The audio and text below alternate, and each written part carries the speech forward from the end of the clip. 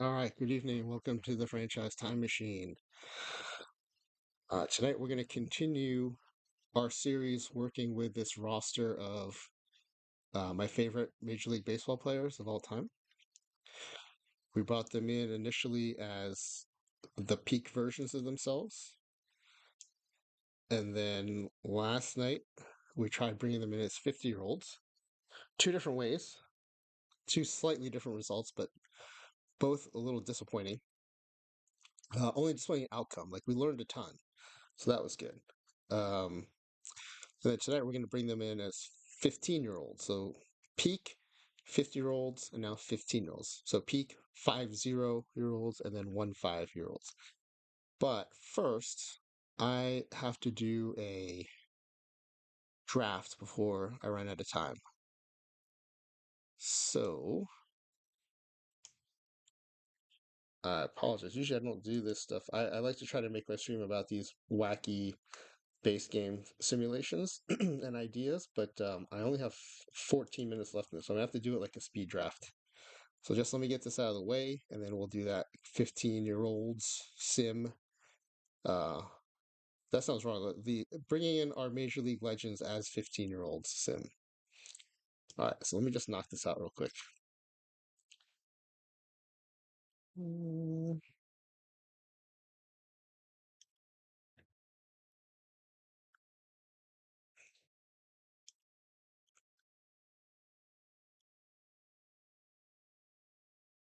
Oh, I already got Brett Boone. I guess I'm not taking Chase Utley.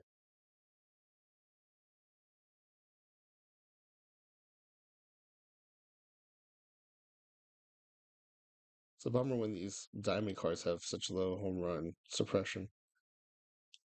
Am I actually gonna take a live?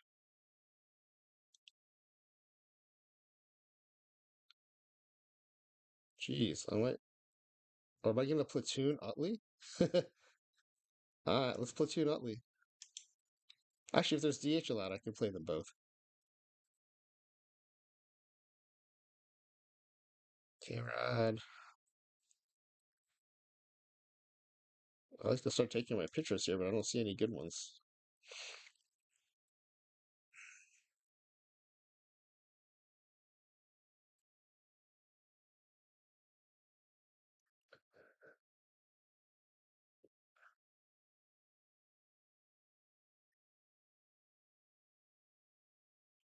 I don't love that hurt card, but at least I can use him as a stopper.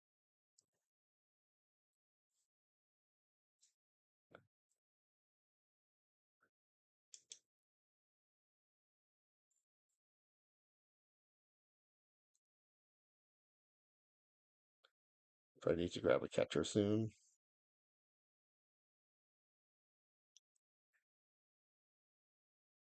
Maybe I do both.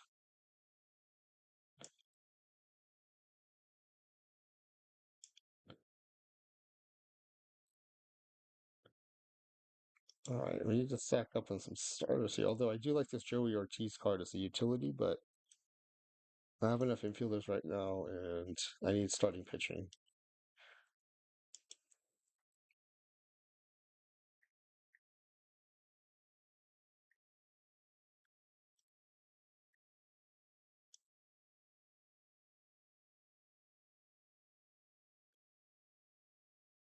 Oh man, might have to take some live pitching now.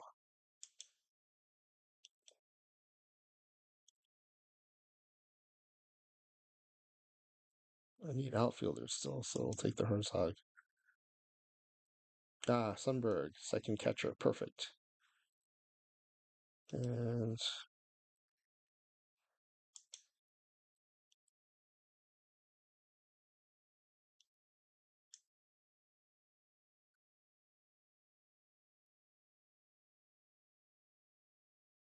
oh man, these stars are great, but I need to start grabbing some.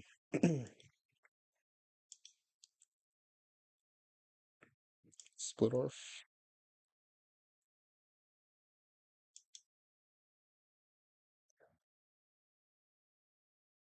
Well, we got 7 pitchers and 3 rounds left, so gotta step up the starting pitching.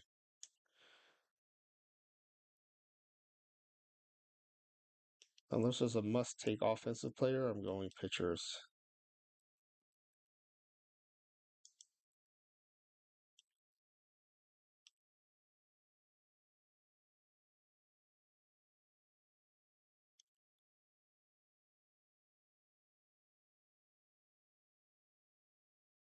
Rob Deere, I feel like is well, he's a must-take for low level. Maybe he's not a much must-take at this level, but that's one good thing about 5L 6L. They trained me to go through the late rounds really quickly. I have time, so I'm gonna take a closer look right now. But the downside is it has me thinking certain players are must takes, even though it's a draft with perfect players, and like clearly they're not must takes at that point. But my brain still treats them that way because like, oh, Jake Stahl, oh, Rob Deere, oh, Dunn, I gotta take Dunn. And I'm like, oh yeah, I don't really need to, but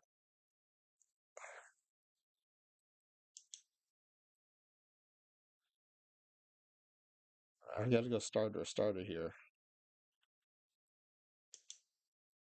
Or it's not starter, but pitcher. And I'm still only gonna have 11 pitchers. Modern era. I don't like that. I mismanaged my picks. I didn't take enough pitchers during the draft.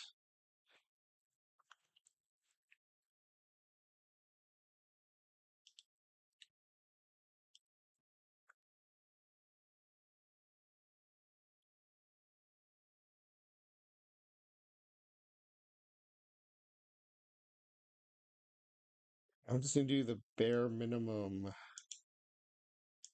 of post draft stuff here, and then we'll get to that sim. I guess I'm not as I was super excited about doing these 50-year-old and 50-year-old versions of these greats, but after the 50-year-olds were so nerfed, I'm so pessimistic with the 15-year-old versions that I'm not as super psyched anymore, which is unfortunate because it was a fun idea.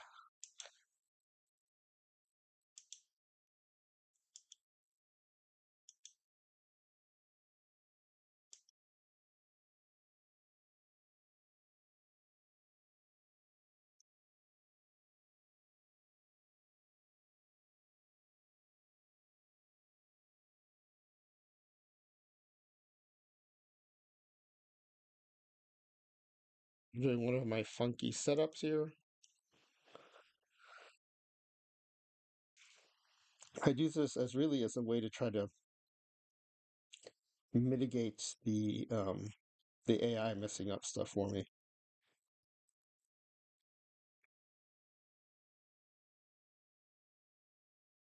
So it's not so much strategy as like risk mitigation, AI risk mitigation.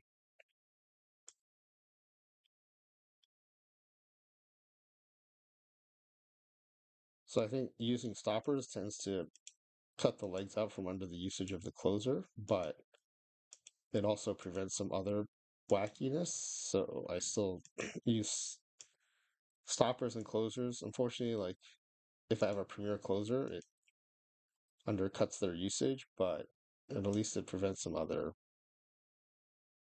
bad decisions. Okay, so McGuire's benched.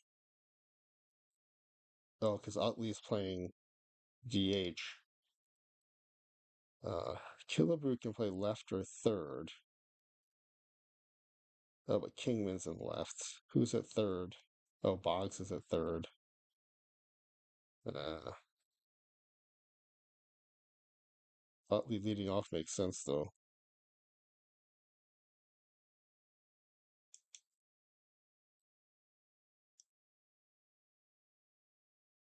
As long as he's in there, we're gonna make him steal.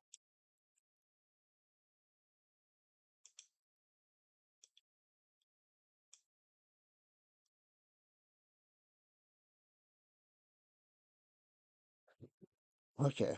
The main question is how to get McGuire into the lineup. Is Kingman good VR? Yeah, he's pretty good against VR VL this time.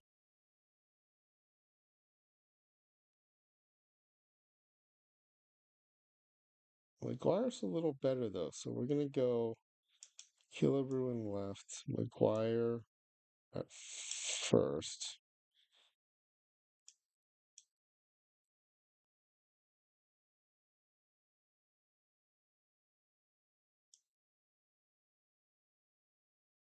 Okay, and then versus lefties, Kingman's in. How's Billy Williams versus lefties? That's still pretty good. Boggs' walking and power is nerf versus lefties, so we'll put Killebrew at third, McGuire in at first.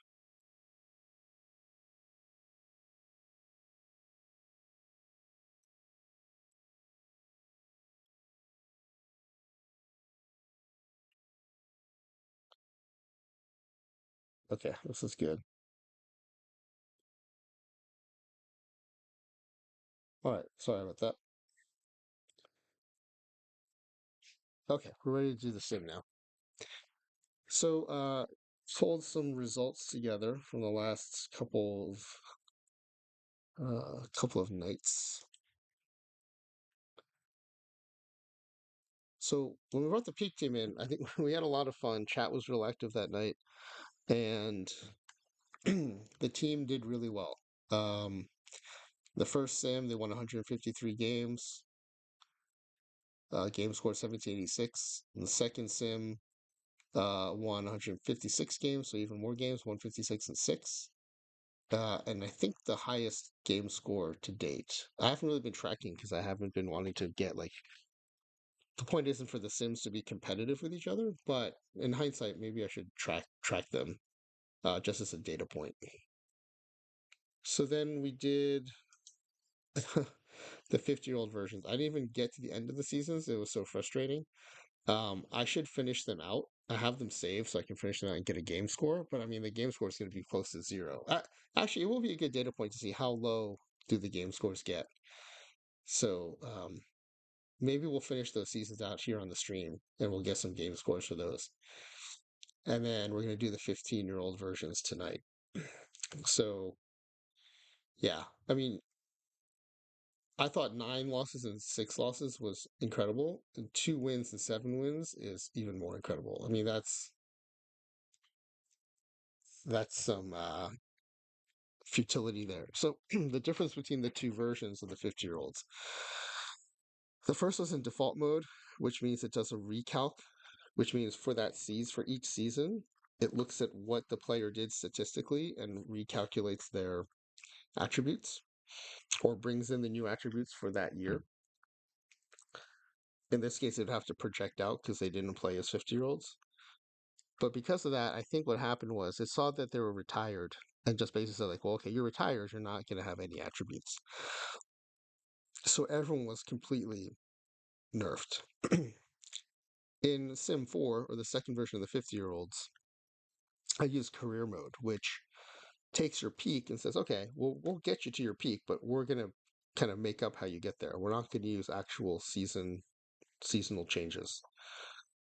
So it uses the it uses a historic peak, but then a fictional way for how it gets you to that peak.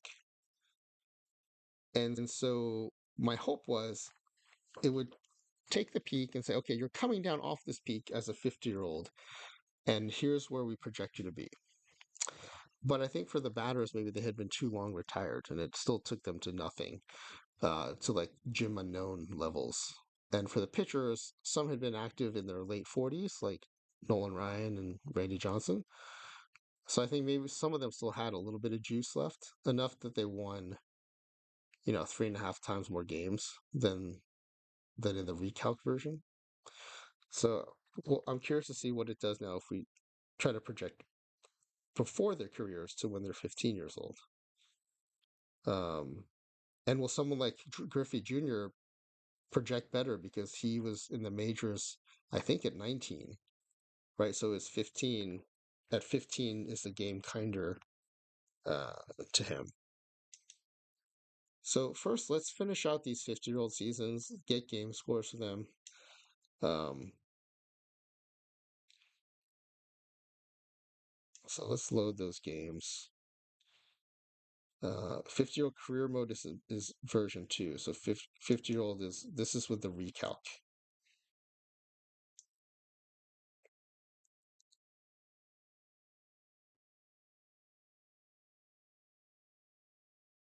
And good, my system's working a little better than the other night. Okay, so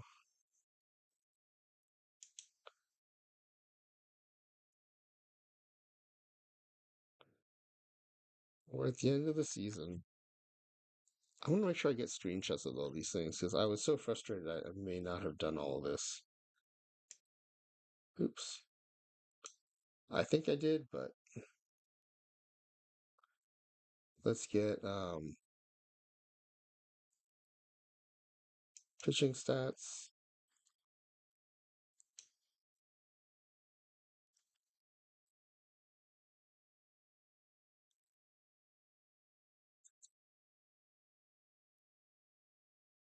All right, and then we'll get some batting stats.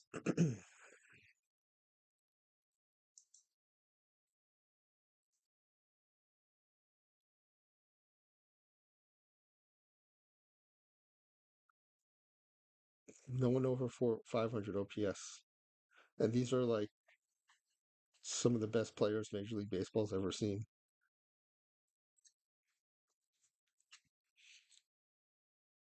Okay, now to get the game score, we need to finish out the playoffs. So let's do that.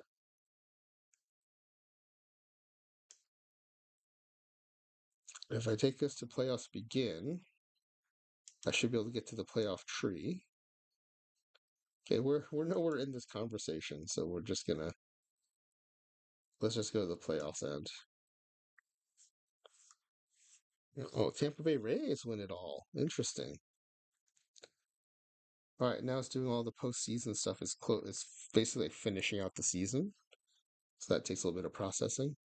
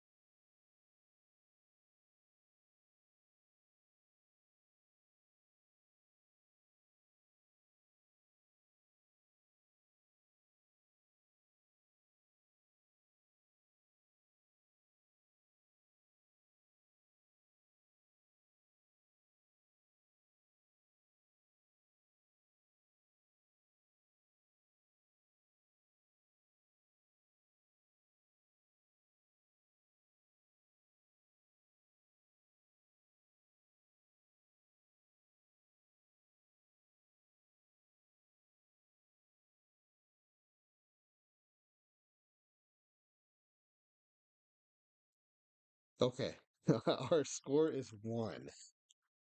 This is just a terrible score. It says. Um, I actually wonder if you can have a score of 0. I mean, this is a 2-win season, and we got a 1. So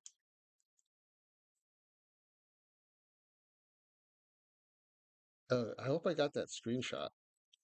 I did the function F12, but if you don't know, you can do function F12 to get a screenshot.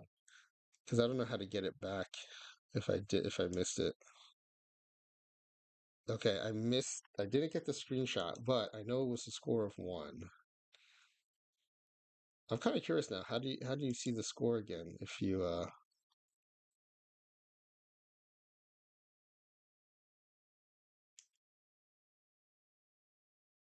is there a way you can see the score?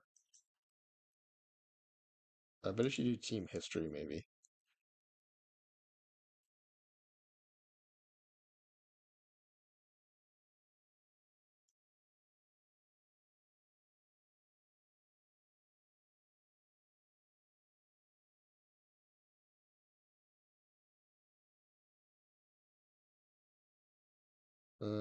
Okay. Well, I didn't get the screenshot, but at least we know the number. It's easy to remember. Look at it. Hannes Wagner led in everything, including pitching. That's pretty funny. I'm going to screenshot this.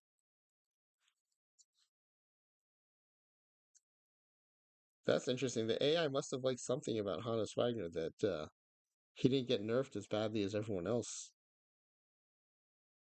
All right, before I forget this unforgettable number, let me put this one in here.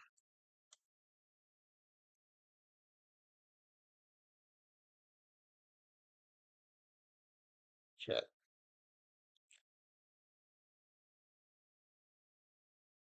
And let's close this season out.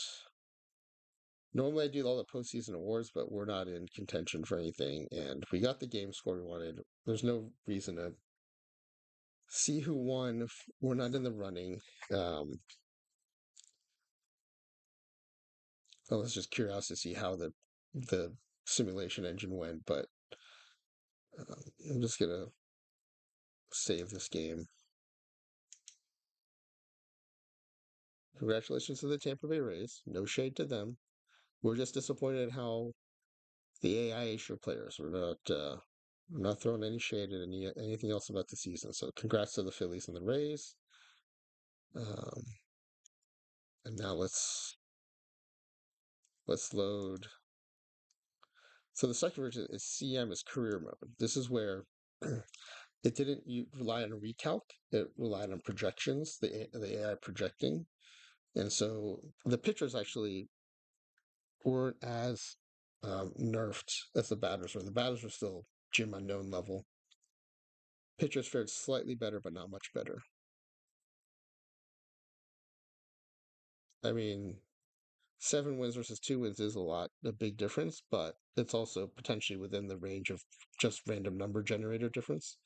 So when people say RNG or I say RNG gonna RNG, it just means a random number generator can do wacky stuff.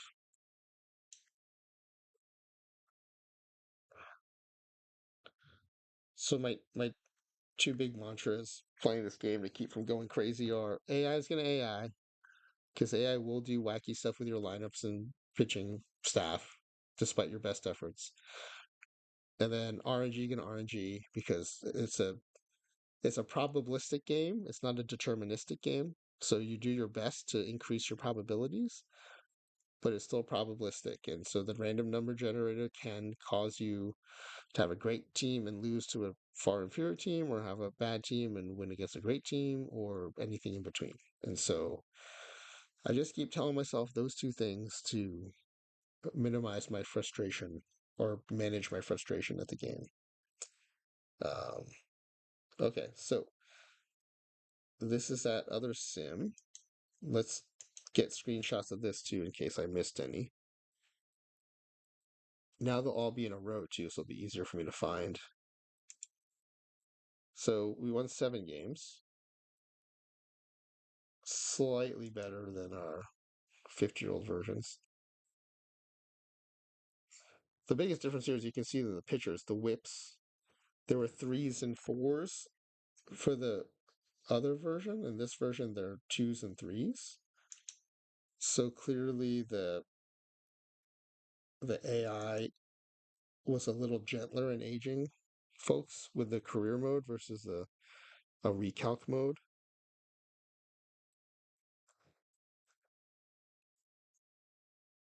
All right, so let's finish up the season so we can get our game score for this. And again, we did this for our first 50-year-old season tonight, and the game score was the only thing I didn't get last time, and we got a game score of 1, which is I don't know if you can get to 0. I should actually ask the devs in the forum. All right, so let's go to the postseason.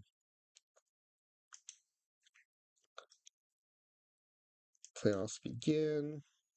Once you get to the playoffs begin, you can see the tree. Oh, look, the Mets are in it. No, this is gonna okay. I'm gonna until the Mets get eliminated, which is probably after this first wildcard round. But let's go round by round until the next playoff round. Ooh, the Mets advanced to the division series. All right.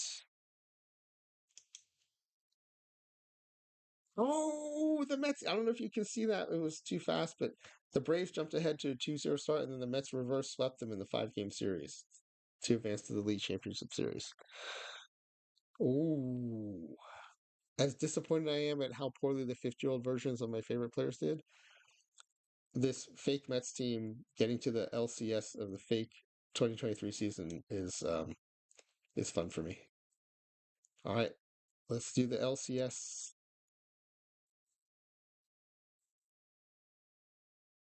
Oh, it's thinking. Why is it loading the minor league database now? That's weird. What is it doing? It should have done this at the beginning of the season, and there's no reason to do it during the playoffs. All this like housekeeping stuff normally happens after the postseason's over. All right, maybe I need to add a third mantra. AI gonna AI, RNG's gonna RNG, and OOTP's gonna OOTP. Back to reality. The Dodgers sweep the Mets.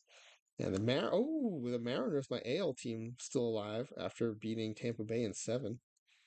All right, Mariners versus Dodgers. I would really like to see that as a real World Series. That'd be fun.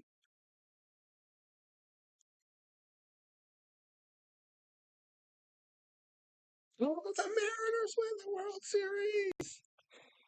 The Mariners win the World Series. Awesome. In 7. Oh, that's awesome. I got to see the box score for game 7. Again, why is it doing all this stuff? Usually this doesn't happen till. All right. Here it is. We got another 1. Okay, interesting. Whether you win 2 games or 7 games, your season score will be a 1, which kind of makes sense. On the scale of like major league ineptitude, 40 used to be the bottom, right? The 62 Mets, 40 and 120. So 2 and 7 wins is off the scale. And so I guess that also means it's probably hard to get a 0. Um, but apparently it's also hard to get above 1, hard, relatively speaking. Um, 91 and a half games back. Okay. So we got our game score. Let me enter that in before I forget to do it.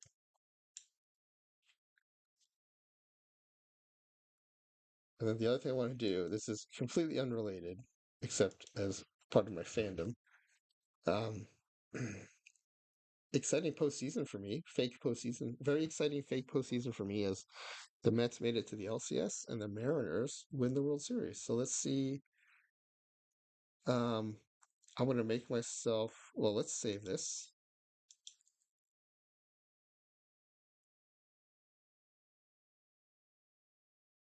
I'm going to temporarily make myself the manager of the Mariners so that I can do stuff like look at our schedule and click through to our box. Oh, it might not have saved the box scores though because it wasn't human managed. Okay, so let's see how it played out. Dodgers won. Oh no, sorry. Seattle beat the Dodgers, go up 1-0. And then 1-2 after straight losses to LA. 2-2 in 12 innings. 2-3 after a 10-inning loss. 3-3, and then 4-3. 1 8-4 in the deciding game.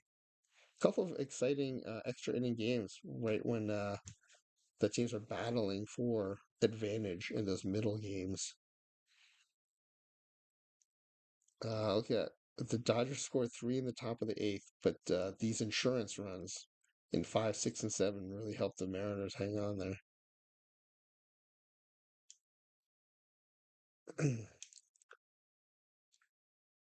Oh, something happened here because Teoscar Hernandez is a Mariner. 4 for 4, three runs scored and 5 RBI. Let's see when how he was acquired. Oh, not injury history, history. There you go. Oops.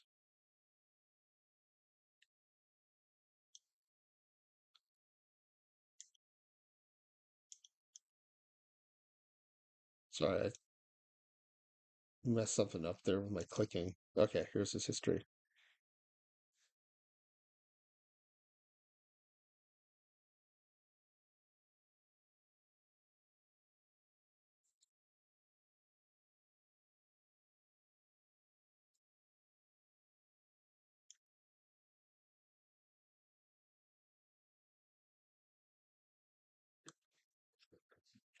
Interesting.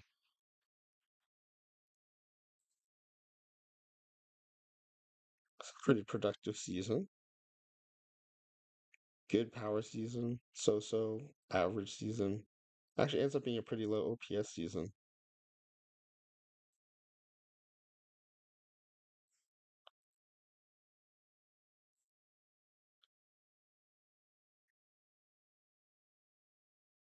I was just curious to see because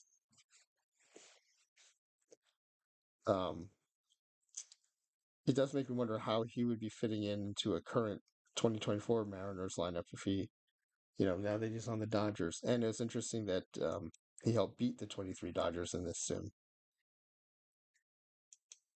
All right. Anyway, I think now we're done with this last 50-year-old season. Let me just return the management to the franchise time machine team just in case before I close out. Because once I close this out, it usually auto saves it too. But we're now going to create a new game for bringing in the 15-year-old versions of our Major League Legends.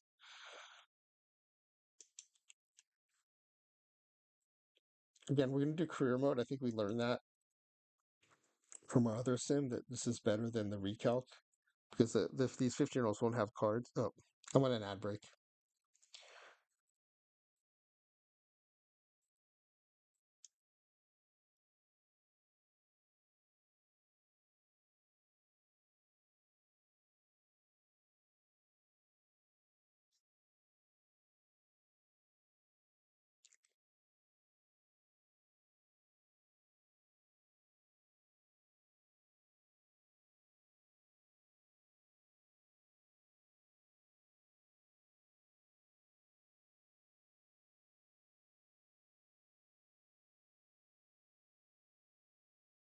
All right, I think we're back from an ad break. And I also apologize. I realized all that stuff I was doing looking at the Mariners um, and Teoscar Hernandez. I still had the results slide up and you couldn't see what I was talking about. So anyway, I've got the game back up. We're starting the new season for the 15-year-old versions of these Major League Legends. We're switching to career mode. I think we learned that we don't want a mode that does a recalc for years when the players didn't have cards because it's going to see that weren't playing and it's just going to completely nerf them. So I want the game to kind of extrapolate in this case backwards to see to what they might have been as 15-year-olds. We'll see if it works. I'm also wondering if someone like Ken Griffey Jr., who was in the majors at 19 years old, if he extrapolates the 15-year-old better because he had a better card at 19-year-old than most of these other players will. But we'll see how that goes. Um, so yeah, see, but normally it would say recalc, right? But because we put it on career mode, it's using talent and ratings and the development engine.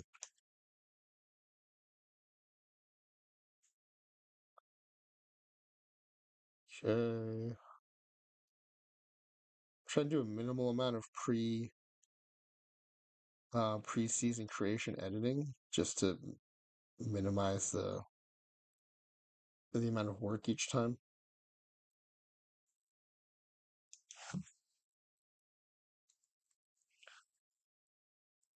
I'm gonna try to.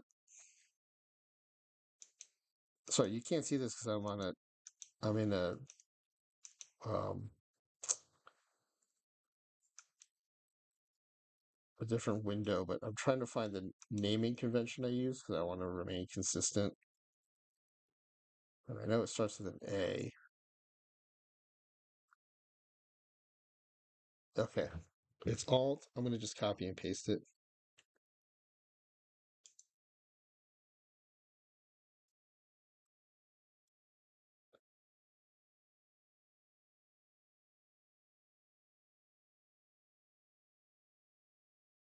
Except this is 15 and this is 1.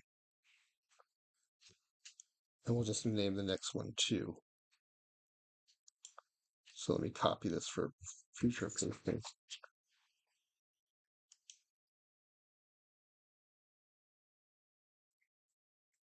Okay, now it's gonna think about it for a while.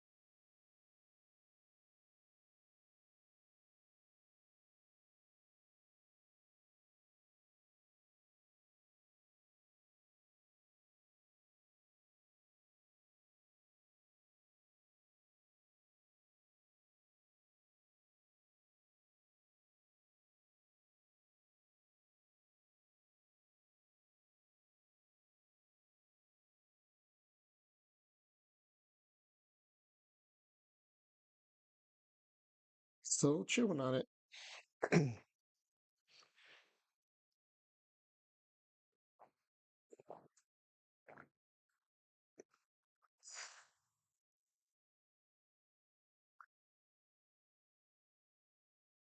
I'm trying to get giveaway packs because I would like to have folks wager on, in this case, maybe it's like how many wins will we get? I think a wager of like 10 might be good here.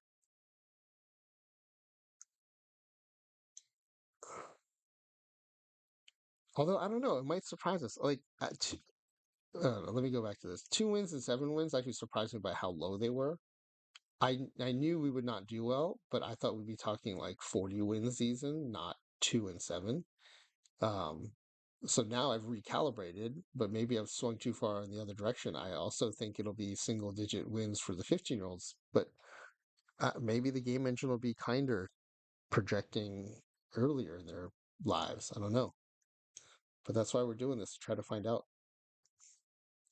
And if it's another single digit win season here, um, I'm actually tempted to do 49, 48, 47, just to see, if there's like a cliff at a certain age. What I actually predict is it's going to be when the players retire. And so when we get to like 46 and 45, Nolan Ryan and Randy Johnson will have player cards. Their last seasons weren't great, but they were both 500 pitchers with positive WAR. And so, they might not do as poorly. And then when you get to an age where everyone's still active, then, hey, Chunks, what's up, man? I'm just about to start importing here. So you'll see a lot of what you need to see, I think, to do your own historic imports.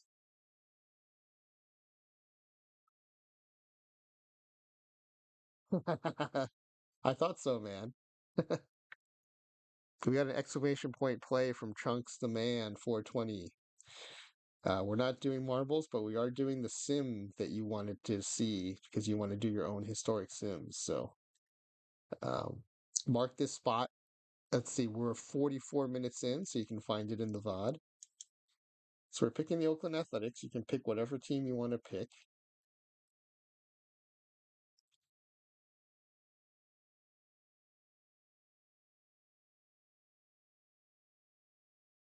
But while it thinks, I can set up my text file. So to do a mass import, you need a text file. Let's see.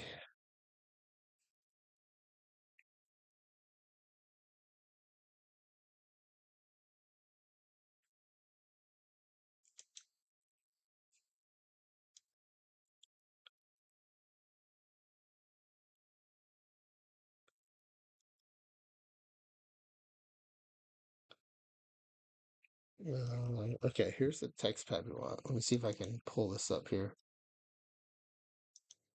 Yep. Okay, this is the text file for the 50-year-old team. You need to create this file for whatever team you want to bring in. And so we need to do that too. Um, I set up my spreadsheet and I use Google Sheets. There's nothing I use that costs any money. So I use Google Sheets, I use Google Slides, I use Notepad, which came with my laptop.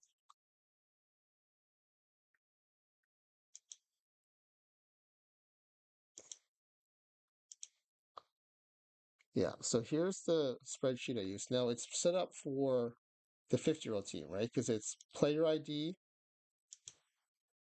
50-year-old, the year they were 50-year-olds, right? So that's the player card. And again, these are years where they didn't have a card. And then the destination, franchise time machine, FTM. Now this time we want to bring in the 50-year-old version. So I have that in a separate column, right? Now they have to be in the same order because when I copy and paste into the notepad, I want it in this order.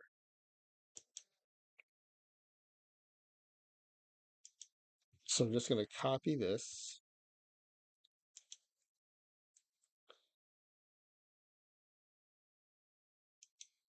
And I'm going to paste it into a new sheet on my notepad.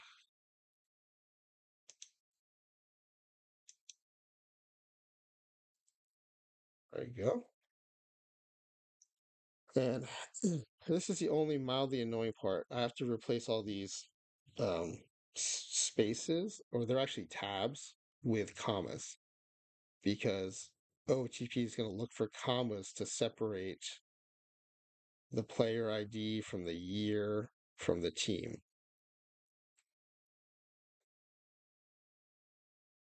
So I'm going to go off the screen here for a second, but just know I'm replacing the tabs with commas everywhere I go.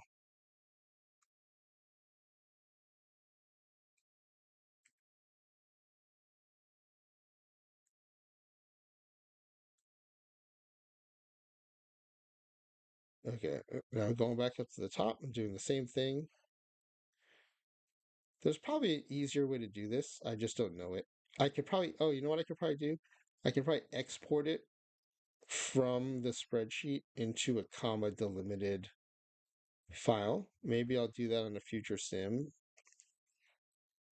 Although a Google Slides stream does not seem super exciting, but it's in the service of doing these sims faster and better. So maybe it'll be worth doing it.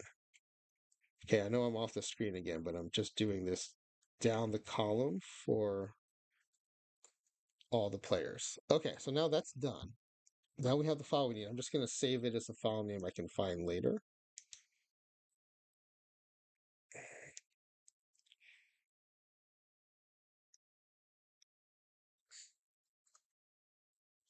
Okay. So now each one of these players is going to be 15 years old at the year I've chosen here. So 15-year-old Hannes Wagner in 1889. So that's created. We're ready to go back into the game. And hopefully by now it's done thinking.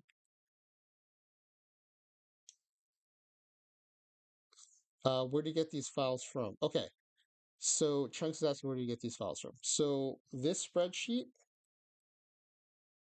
um, the spreadsheet I just built in Google Sheets. You can use Excel, whatever spreadsheet you have. Doesn't have to be a spreadsheet. I just do this because I knew I wanted to change the years, right? So I want to have these in columns so I can move them around. You could actually go straight to your text file. Now, the text file, I use Notepad because it came with my computer and it was free. You probably use Word. You just have to have it in a TXT file, not a DOC file. So if you use Microsoft Word, you have to save it as a TXT file because that's what OOTP is looking for, is a TXT file. So yeah, sorry, good questions, Chunks. I did. I'm glad you stopped me from jumping too far ahead. Um, and now I understand. Like these are things I've been doing for a long time, so I just take for granted. So I'm glad you're asking these questions. It's reminding me, like, oh yeah, like it might not be clear how I'm creating these lists. And the player ID, I'll show you real quick just in case it's a question. Um,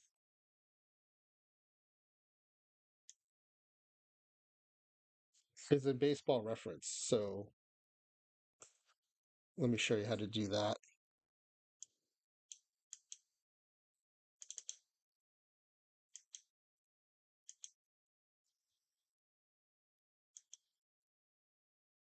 Give me a second, Chunks. I'm pulling this up for you so you can see it.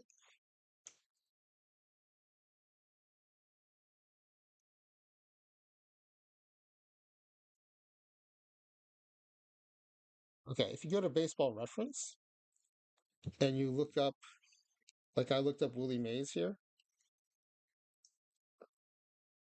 right? Up at the top in the URL, you'll see this player ID. And it's the first 5 letters of the player's name. Mays is just 4 letters, so it's just MAYS. The first 2 letters of the first name, and then a number. If it's the first player with that combination, it's an 01. Like Johnson is a pretty common first last name, right? So let's look up like um or I'm trying to think who has a common name. Okay, maybe it'll work with Charles Johnson. Yeah, Charles Johnson, the catcher. He's actually John S for Johnson, CH. He's the fourth one in the majors. So he's JONSCH04 because there were 3 before him. And they might not have been all Johnson. They might have been like Johns or Johnston. And they might not have been Charles. They might have been like Chuck or, but like this combination of John SCH, there were 3 of them before Charles Johnson. So a lot of times you can just guess and think it's an 01, but you don't want to pull the wrong person in. So I recommend just doing this. You can also find the player ID in the game, but to do that, you have to play up the player in the game. So I'll show you how to do that too. But I find I like to have this list prepared before I open the game up. And the best way for me to do that has been to use baseball reference. All right, so let's go back into the game now that now that I have the roster file set up. Okay, now as a reminder, I set up this roster file to import the players into the team FTM for Franchise Time Machine. But we're taking over Oakland. So right now there's no FTM because this is still OAK. So if you go to game settings, league settings, league structure, we're just going to change the name of Oakland. The main thing we have to do is change this to FTM. Right, so I just did that right here. It's called abbreviation. If I do nothing else, it'll still bring the players into the right place, but they'll still be called the Oakland Athletics. But that FTM part is the most important thing because that's what OT is going to look for because of this file, this text file that we created. But I'm going to go ahead and change the whole name of this team.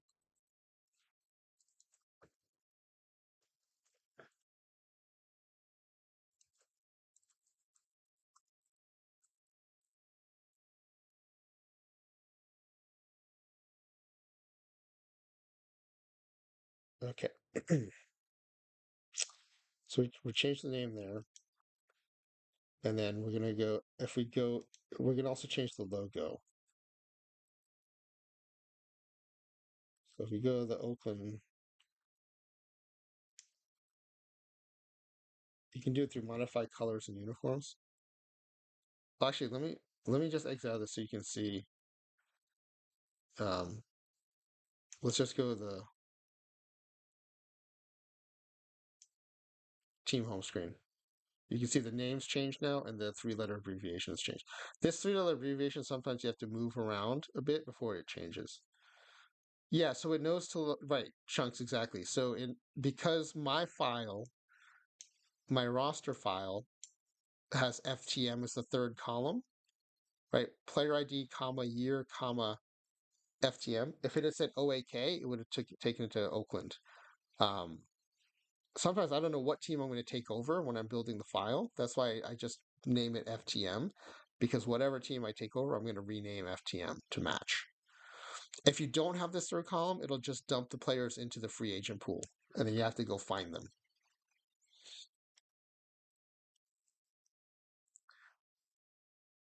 All right, and then I'm just going to change the logo too, just because I might confuse myself if we still have the A's logo.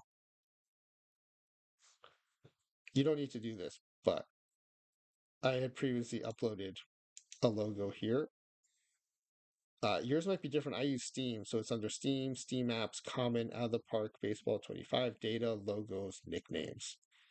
That's the default folder it goes to look for your new logo. So whatever you put in there, you can find from this screen. This is not a must-have. This is a nice-to-have, I would say.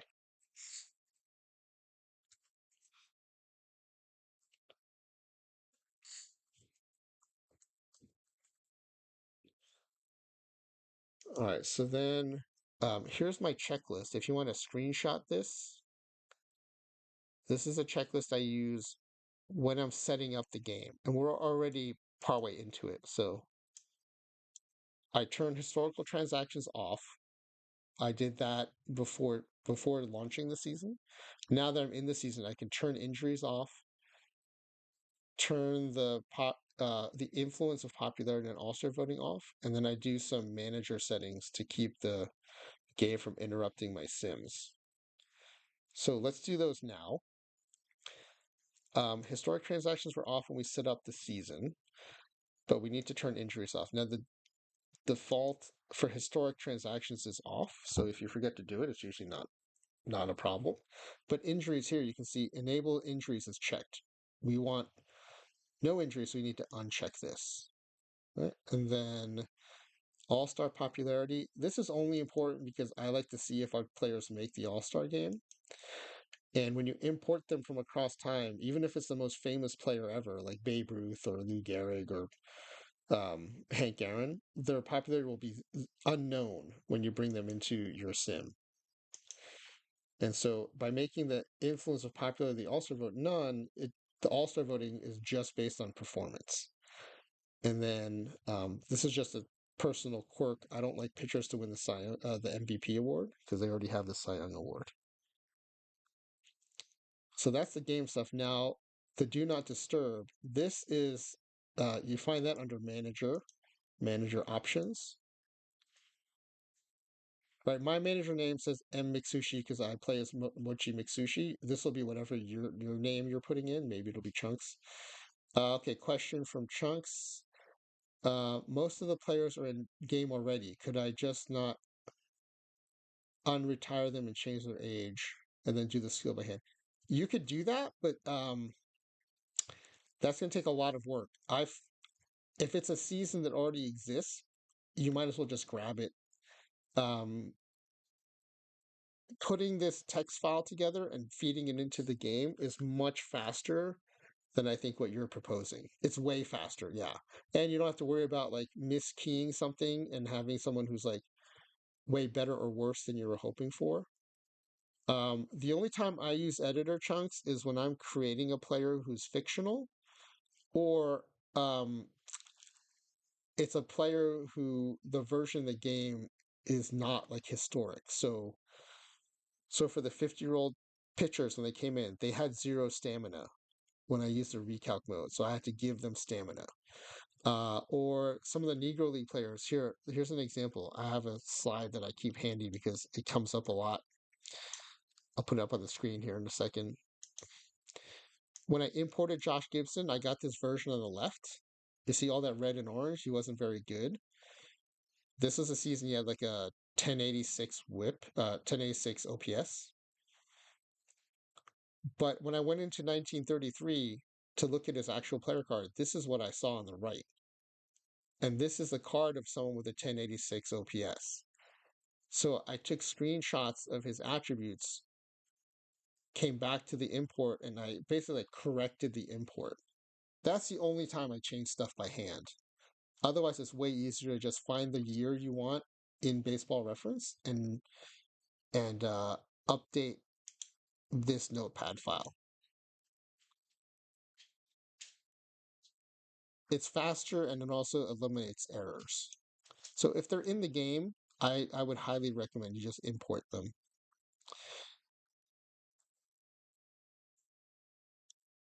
All right, so this part's pretty important too to make the sim go faster. If you're gonna go game by game, you don't need to worry about this. But you see here, right? We want the human to control our lineups and our pitching staff and trades, right? Transactions. We don't want the AI adding players to our team. We went through all this trouble to make this team.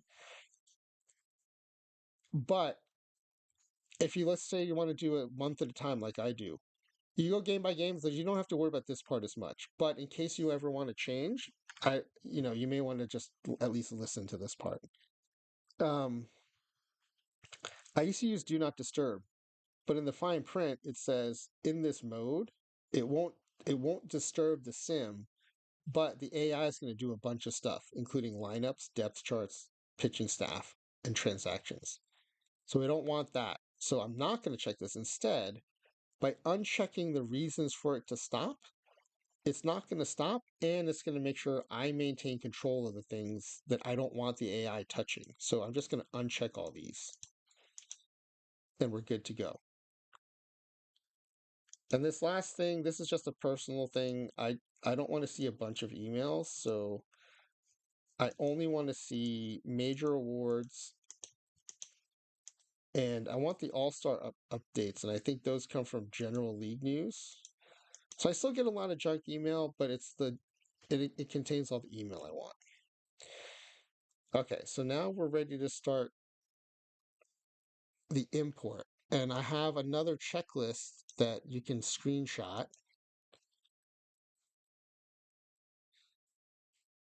All right, first, this is a higher level checklist. All right, we're going to build our roster. We've done that in the text file. Check. We want to start our season. We've done that, right? We're doing this all stuff now in the season we're going to sim. So check. Now we're at the point where we're going to import and edit our players. The edit is for like the Josh Gibson situation. Or like Chunks, what you were saying, if you want to bring someone in who didn't have a player card a certain year, you may have to build it. That would be an edit. And then we're going to adjust some settings. Those are like the sliders, right? Or if you want to adjust any sliders, I should maybe change that to adjust your sliders. And then run the simulation. So we're already halfway through now. Now for the import, so go ahead and screenshot that. I think that might be helpful. And then I have a much more detailed how to import. I think this is like the nitty gritty, like which screens and which buttons to press. So the first thing is to prepare the destination. We're going to do that now. We're going to delete out our current roster because the last thing I want to do is import players into a roster and then have to find them or delete like other players. Then we go to the free agent page. That's where you go to create or import players. Anytime you want to do that, it's in the free agent page. And then these last three will make more sense once we're on the page. And I'll flip back and forth to this so you can see. Under actions, you can import historical players. It's going to ask from which database. We select historical database. And then you can either add players one at a time or upload the file. And when you see how long it takes to import, it takes just as long to import one player. So rather than do that 26 times, using this text file is faster.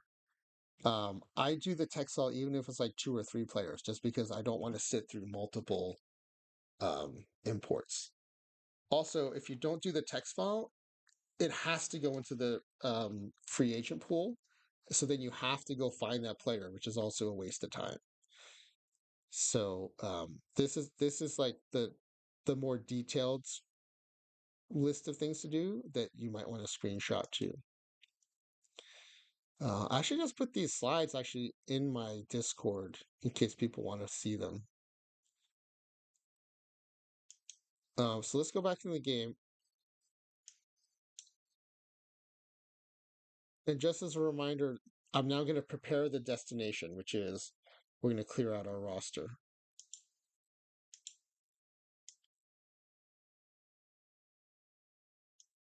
So these guys are all gone. These are the current.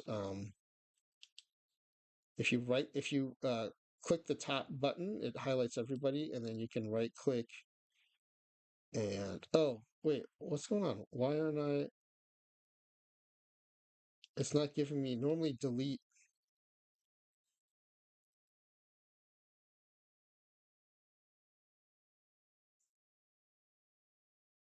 That's weird. Usually when I right click, delete player is a choice.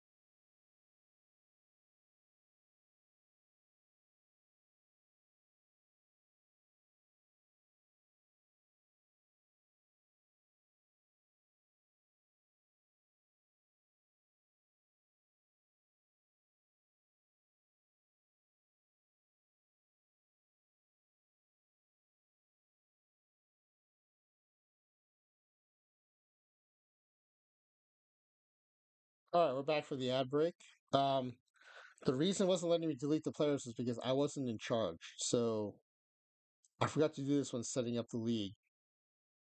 Um, but you can do it in the game. You can always fix it in the game. Just go to your manager pull down and manager options, brings you here, and I put myself in commissioner mode, and I cannot be fired. This way, I can do basically whatever I want in the game. So now that I check those, when I go to the roster, when I highlight all these players and I right click, now I can just delete players. See, these things only show up when you're in commissioner mode. Commissioner mode basically is like God mode in OOTP. It lets you force other teams to make trades with you. It can you can just like change a player's team assignment. Yeah, so you can do that if you're in commissioner mode, Chunks. That's right. So we're gonna delete them. We're gonna delete all these guys too. Okay. So now this is ready. So if you go back to our checklist, we've just prepared the destination. Chunks with another question. Can you do this in mode where you earn packs or no? No. So the mode where you earn packs is they don't want you in commissioner mode because basically then you can cheat your way to a super high score. Um, I forget what that mode's called. But yeah, it asks you at the very beginning, and so you have to say no to that. Um, yeah, I didn't think so. Right. Challenge mode. Thank you. Yeah, challenge mode. The whole idea of challenge mode is how well can you do within the constraints of the game. Commission mode basically breaks all the constraints. So yeah. Um, okay, so we prepared our destination. The team has the right three-letter designation. We have cleared out our roster. So now we're ready to bring people in. So we're going to go to the free agent page.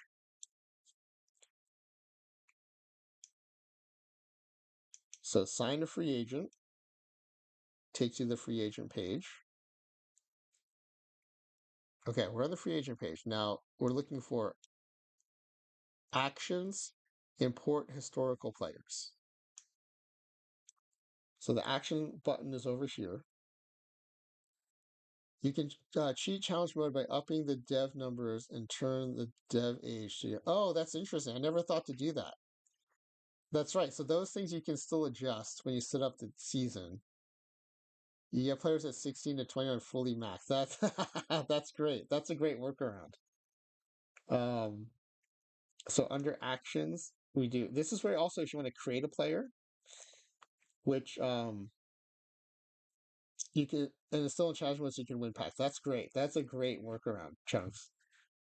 Um, Create fictional players I use when I do a version of a base game where I put myself and all my friends onto the Mets, and I make us all like the superhero versions of the players we wanted to be like growing up. And so it's like me and my little league uh, teammates and my high school teammates and my college intramural softball teammates. If my buddy was super fast and had a cannon, I basically make him like Roberto Clemente. Uh, and so I would make all these players and um, do a whole season like that. But for this, we're going to import historical players. And then if you go back to so what spreadsheet do we use or what database do we use? This is where we use historical underscore database. So you just select that and hit confirm. Okay, now the top part of this page is where you can enter individual player IDs and years. You'll notice there's no space for the destination, so it's just going to go into the free agent pool. But here you can just click here to select the file. I named it Franchise Time Machine All Time Major League Baseball Favorites at 15 years old. So I'm going to select that, right? And then a couple of important things here. Fielding ratings I base on the entire career, right? Otherwise, you might get Jackie Robinson only playing one position. This way, you'll have it. Jackie Robinson will be able to play first, short, and second. And then pitcher stamina, I don't want that based on the entire career. I want it based on the imported season. Oh, wait, this is what went wrong though. Because they don't have player cards at age 15 or 50. Normally, like if it's a peak season sim, I want imported season because, for example, if I want starter John Smoltz, I don't want reliever stamina. If I want reliever John Smoltz, I don't want starter stamina. But for this, we need this to be entire career. So these two pull downs you do want to kind of take a look at. And then potential ratings, uh, since when they were 50 years old, I didn't want this to be remaining years because they have no remaining years. I made it peak seasons. For 15-year-olds, I could do remaining years, but I think we'll also do peak seasons. Okay. And then the things down here you want to use in case you have small sample size players. But all of our players had full careers and full seasons. So we're not going to basically this like will nerf players who don't have enough at bats or innings. And for this example, we don't want to do that. So I would we don't need to worry about it. But if you didn't want to do it, you would just take these levels to 0. So you're not nerfing them at all. Okay, so I'm going to hit import. Now one of the reasons I recommend not doing one at a time is the thinking that the game's doing right now. It basically does the same amount of thinking if it's one player or a list of players. So you'd have to sit through this each time you want to import a player versus sitting through it one time and getting that whole list of players. And actually, the biggest convenience might be that it puts them into the 3-letter abbreviation destination of your choice instead of dumping them into the free agent pool because searching through the free agent pool for all those players would be a pain. And I'd also be worried about losing a player and not being able to find them in the free agent pool. Especially if it turns out you made a mistake in your TXT file. Because the first thing we'll do is it'll tell us how many players it imported, and if the number's off, that means we made a mistake in the TXT file.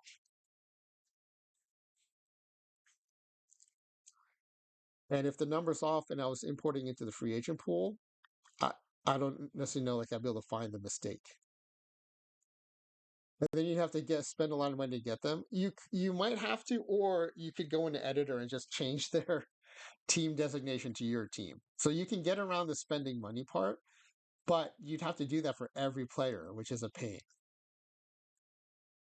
Okay, so right here you see historical imports exceeded 26 players imported. So all 26 are now in the game. So we know at least didn't make a mistake on the player IDs. So now we're going to go look at our roster, and we'll see pretty quickly from their ratings how badly the game nerfed them for being so young.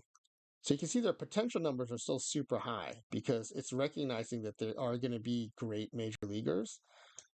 Um, but it's not giving me any. Oh, you know what it is? Part of it is.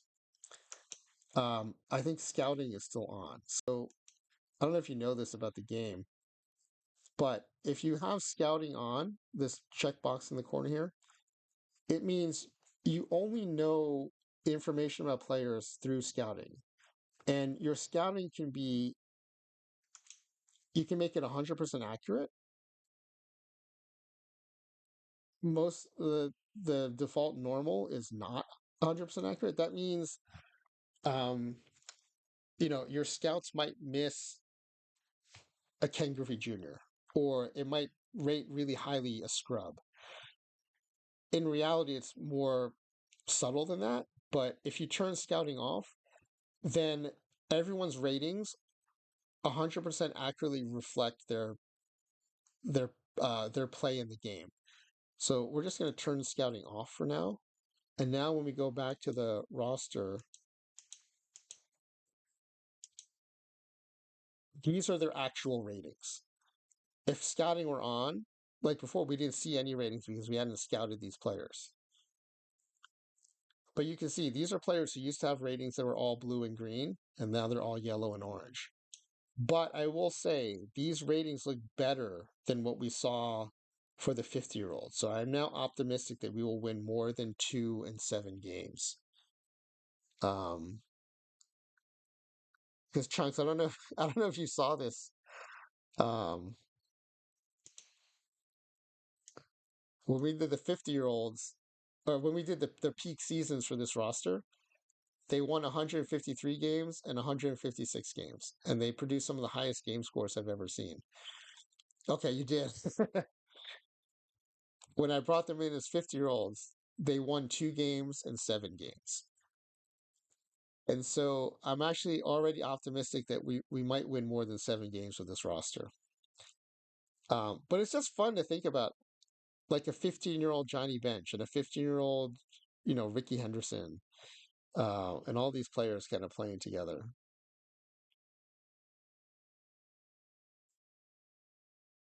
All right, so we're gonna let the AI make the lineups and assign pitching rotations. So just for consistency and fairness, I always just go to ask bench coach for staff, and then I also ask the bench coach for the lineups and the depth charts. And let's change this to batting ratings. Okay.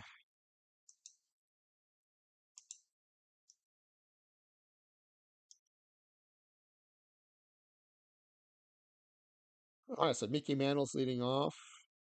And the good thing is these lineups kind of make sense. So it must be rating their talent, relatively reasonably.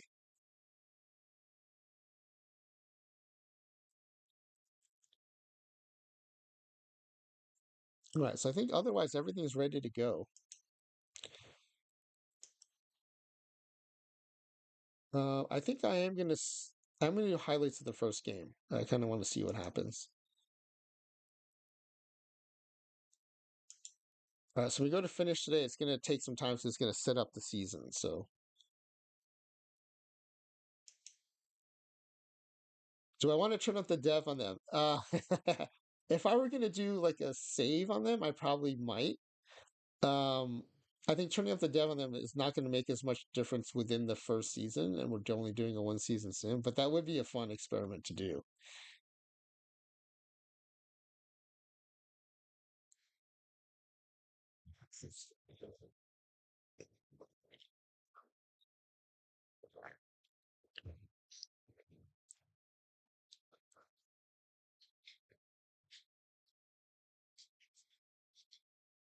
Okay, there we go. Yeah, I should try that in the sim. Try cranking it way up and then cranking it way down. All right, so let's hide scores. and do a quick play.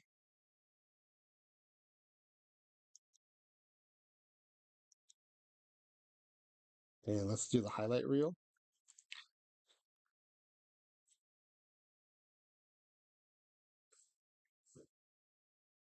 Chunks, what's your guess on how many wins this team's going to get? You saw the ratings.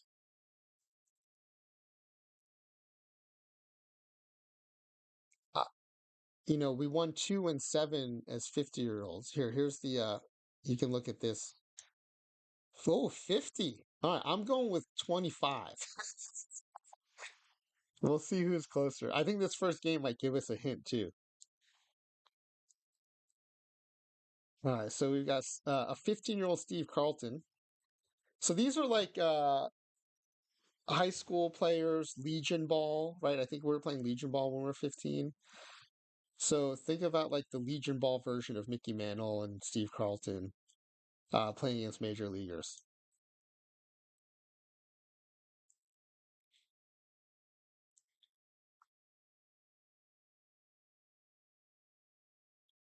That's so cool. Okay, I'm glad you think so. I think so too. All right, Brandon Drury drops a hit into right field. He's going to get a double out of that.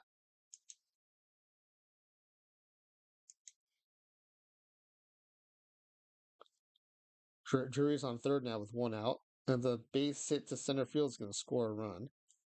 I think we're already doing better than the 50-year-olds, though. The 50-year-olds are giving up bombs in the first inning, so Carlton's already doing a little better than that.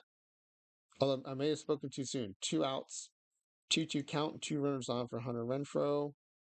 And that's into the gap, extra bases off the wall.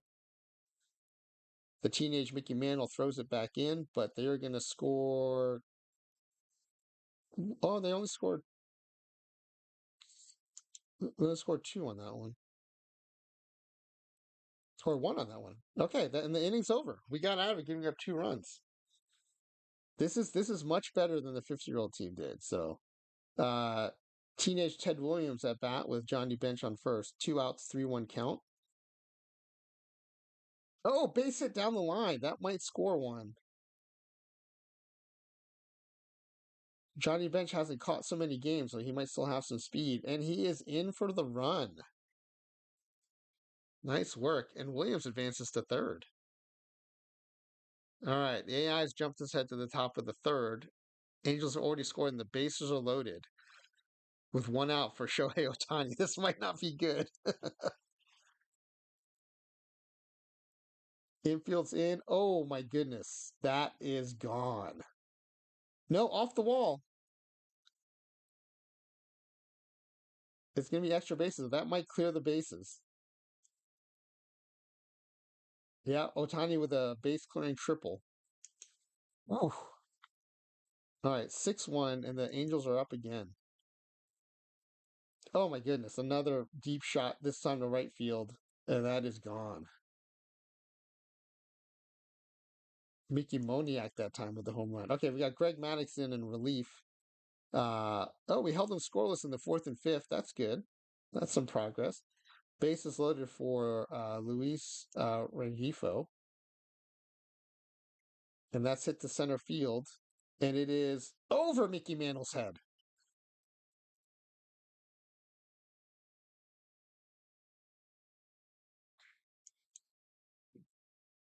Oh, 15-1 chunks. They got 1 run on 3 hits so far. Bottom of the ninth, 2 outs. Usually when the AI does this, it's the white flag of surrender. Johnny Bench at bat, 1-2 count, and he goes down looking. Whew. All-time favorites is 15-year-olds lose badly to Los Angeles, 15-1. All right.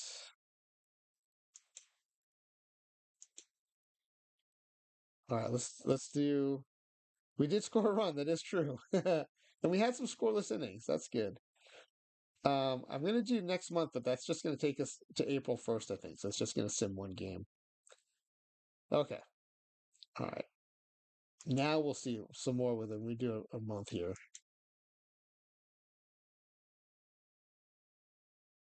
0-4, 0-5, 0-6, 0-7. Our last sim, or the first 50-year-old sim ended with an 85 or 86 game losing streak. So we're 1 in 19. I think we're already doing better than that. Yeah, we might not get to 25 even. I might have been overly optimistic. So after 1 month of the season, we are 1 in 28 and already 22 games behind.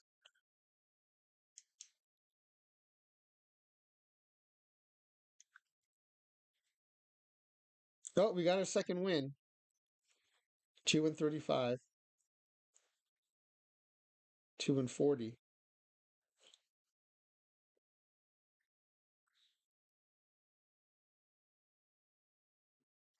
Man, I hope this doesn't discourage these 15-year-olds into quitting baseball. They should stick with the game.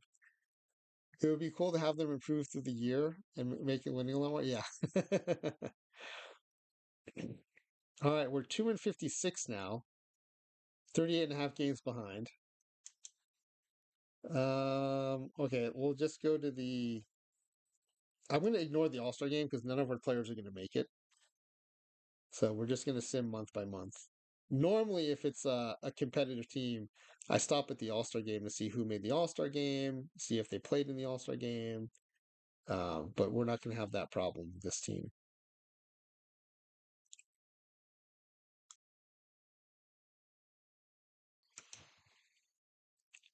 We're 50 games behind now.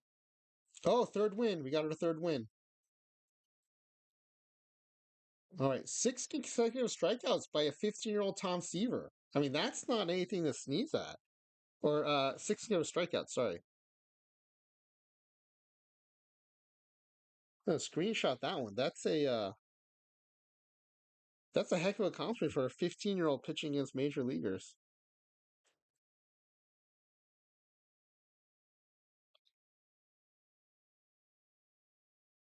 For some reason, it's not letting me screenshot. Let me try one more time.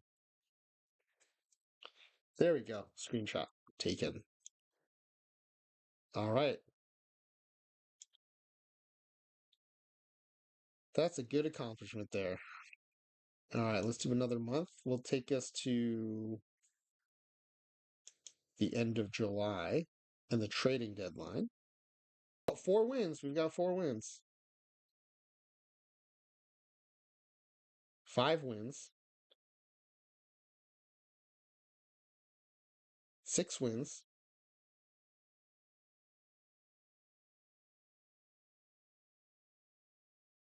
Yeah, who was he playing? Jim Unknowns.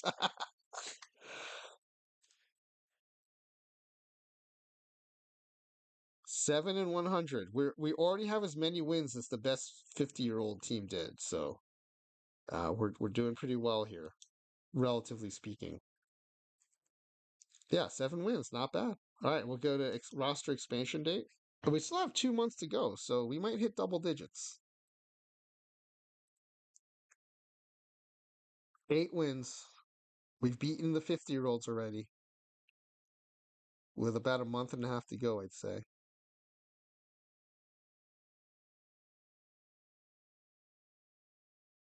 All right, we're 8 and 126, 77 and a half games behind, with a month left to play. So we'll go to the end of the regular season.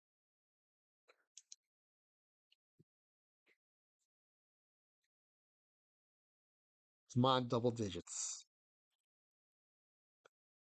9 wins. Yeah, we can do that. We'll see. Oh, 10 wins, double digits. 11 wins. 12 wins.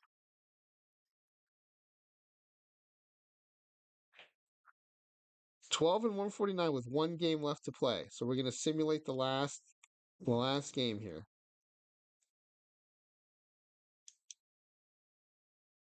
All right, 12 and 150. So we overestimated in our guesses, but we still did much better than the best 50-year-old team did. So let's screenshot this. I'm going to screenshot the pitching and batting stats. When we do the pitching stats, I'm going to look at the Tom Seaver game log and let's see if we can find the box score of that game where he yeah, not bad for a bunch of 15-year-olds for sure. All right, here are the pitching stats.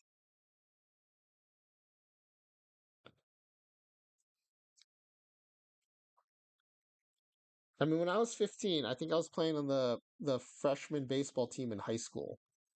And if I think about marching that team out in a bunch of major leaguers, Bob Gibson, yeah, 5.50 ERA, a whip below two as a 15-year-old, not bad at all. Let's see, yeah, Greg Maddux out of the pen, 1.64 whip. I think that's the best whip on the team.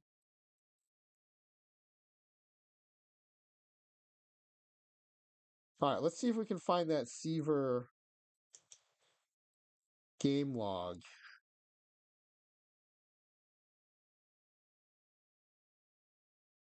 Uh,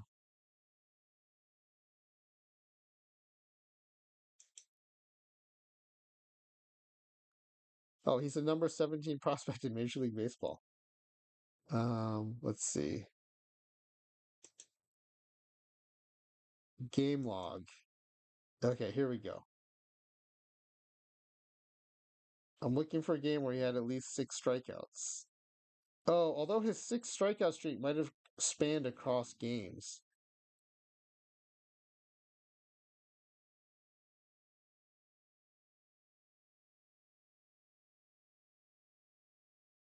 Let's see. What? Hold on. Okay, these are strikeouts. It'd have to be a. He'd have to have consecutive. Could be. Oh, maybe in streaks. Yeah, good idea. Consecutive K streak. Okay, June 16th to June 20th. Good call, Chunks. So now let's go back to June 16th.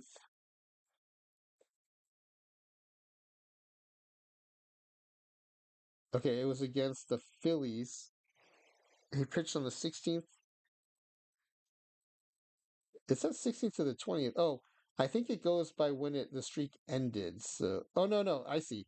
He had 2 strikeouts on the 16th, three on the 17th, and one on the 20th. That's the six. Yeah, across 3 games exactly.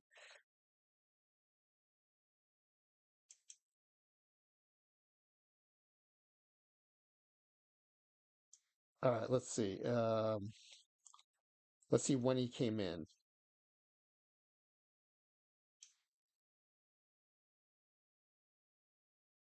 So it looks like he came in the 8th.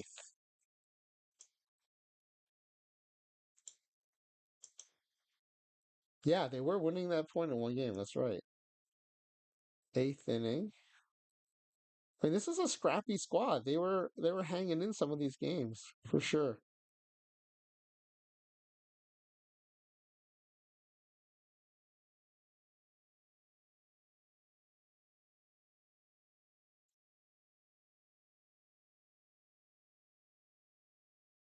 Wait a second. This says Trevor Hoffman was pitching in the 7th, and then it said Maddox is pitching. Oh, and then Seaver comes in. Okay, so Seaver comes in at the start of the 8th, gets Josh Harrison to fly out, walks Derek Hall, strikes out Garrett Stubbs, strikes out Trey Turner.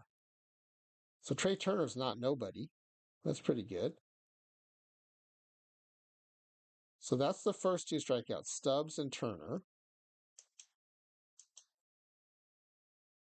And then the next game looks like he strikes out the side. Striking out the side is pretty good too. Let's see when he came in. He came in. Okay, he pitched the 9th. Struck out the side in the 9th. That's pretty cool.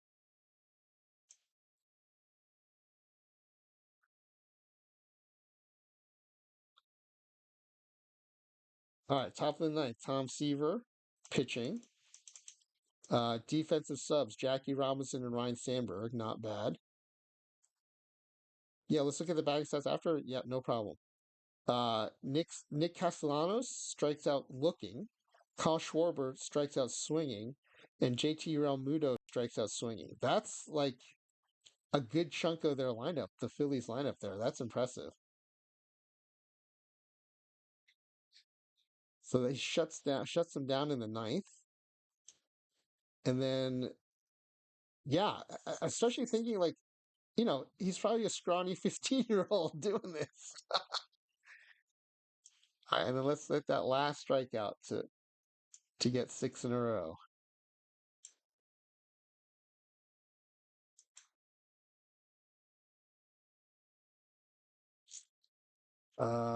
Okay, let's see when he came in. Okay.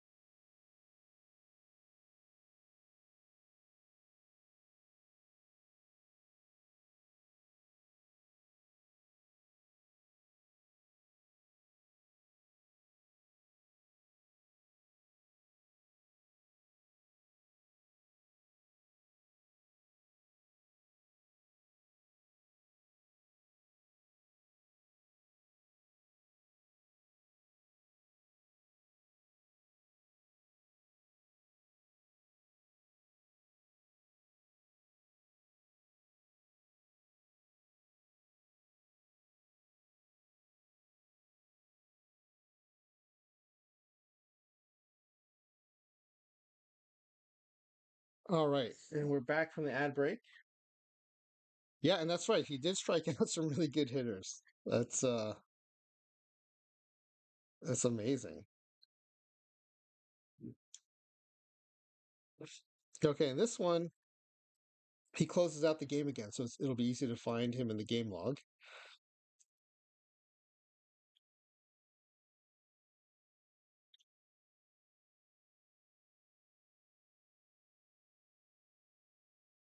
All right, so he comes in the game here to face Josh Naylor. He gets him to strike out swinging.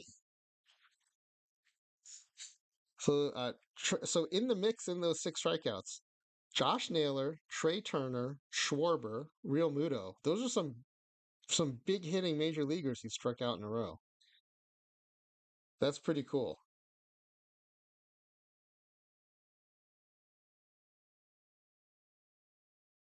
Yeah, he did strike out some decent hitters for sure.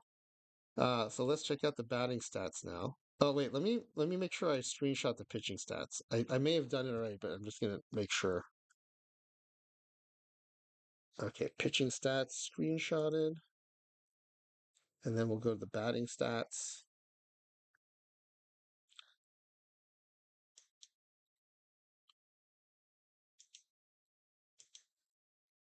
I usually sort by OPS. Oh, we had our first hitters over 500 OPS now. So these guys definitely did better than the 50-year-old versions. Ted Williams, man, hits 214.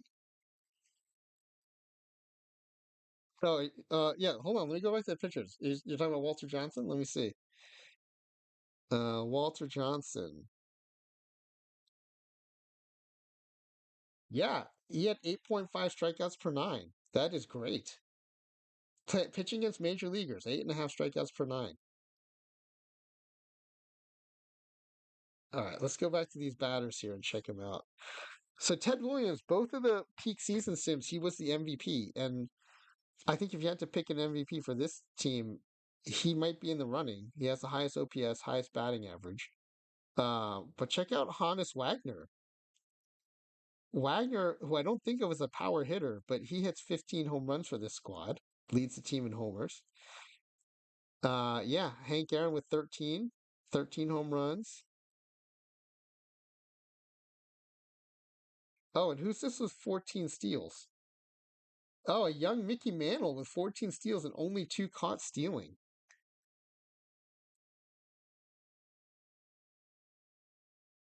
10, 17 times. Let me see that. You're right. 17 hit by pitches. That's amazing. And check it out. They're intentionally walking some 15-year-old batters here, pitching pitching around some teenagers.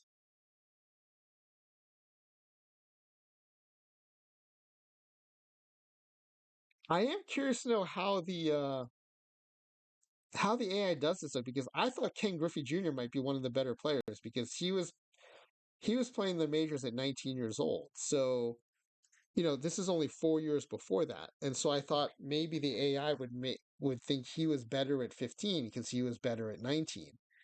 Um, but he was not even good enough to start. So that's interesting. Yeah, didn't get in many games, didn't get many plate appearances. Um, yeah, the hit by pitches is great. I would not have noticed that, so I'm glad you caught that. No one had 100 OPS plus. No one had a positive WAR, but I do like Mickey Mantle, 14 steals and 2 caught stealing. Also interesting, Ted Williams with 6 steals. Definitely not a speedster, but maybe at 15 he was quicker than we thought. This is cool.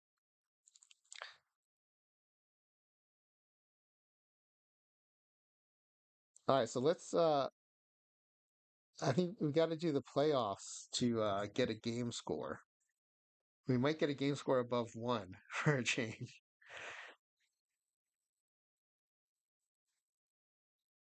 I think I screenshot this, but just in case, I'm going to grab it again. I'm glad to see other people get excited about fake stats from a fake season, as I do. I could look at this stuff all day. Hey, this is pretty good. We got one, two, three, four, five, six, 7 players with double-digit home runs.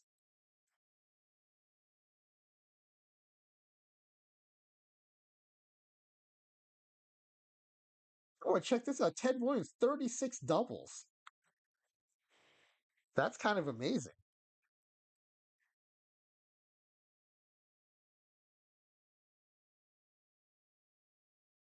Wow. You know what, though? Where they're really paying the price is the strikeouts. Tons of strikeouts from this team. Just getting overpowered, I guess, by some of the power pitchers. Yeah, 113 hits. You're right. Triple digit hits.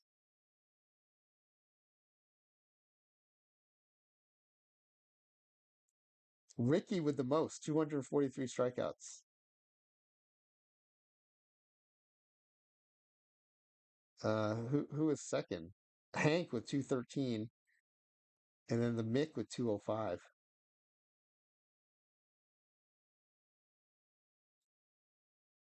Yeah, 289 on base percentage from Ted Williams.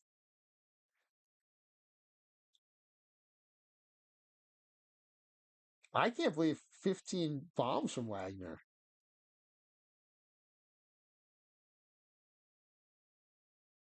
All right, let's go see what our game scores back one more time because I want to get 2 data points. I think 2 data points from each sim like this would be great. So I'm going to run it back here, but let's finish the season so we get a game score.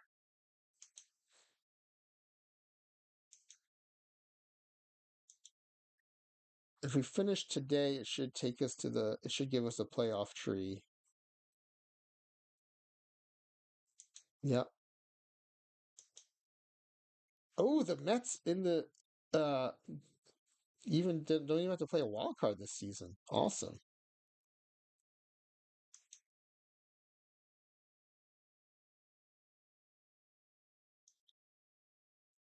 All right, let's see. Diamondbacks beat the Phillies and the Astros beat the Angels. And the Mets are going to play the Brewers and the Twins are going to play the Rays.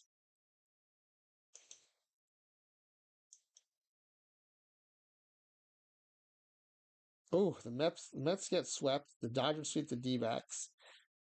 The Rangers take Houston to game five in advance, and the Rays take Twins to game five to advance.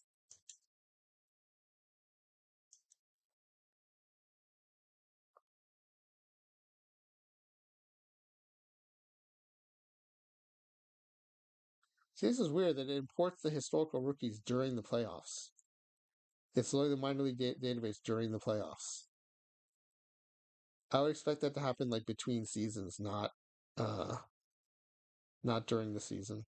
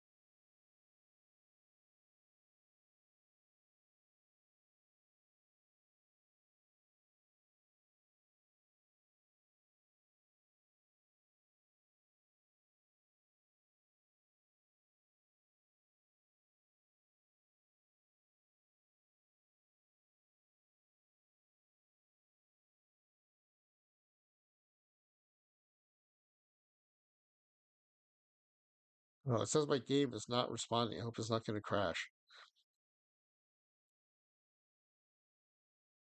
Okay, we're back. Okay, it's going to be the Dodgers versus the Rangers in the World Series.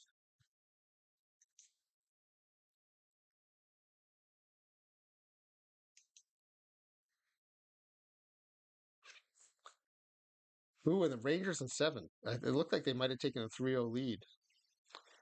The Dodgers tried to reverse sweep. Ah, we still got a one. Our game score is still one.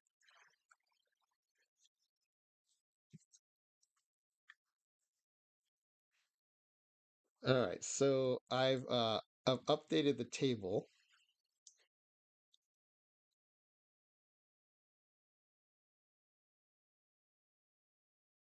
So yeah, it takes quite a bit of wins to get above a one game score. I didn't realize that. It also goes to show how amazing this 1895 game score is. It's almost 2,000 times better than this 12-win season. Wonder what happened if you made them improve. Why don't we do this? Let's crank up the development as high as we can because we have to start a new game anyway for the second sim. So let me save this.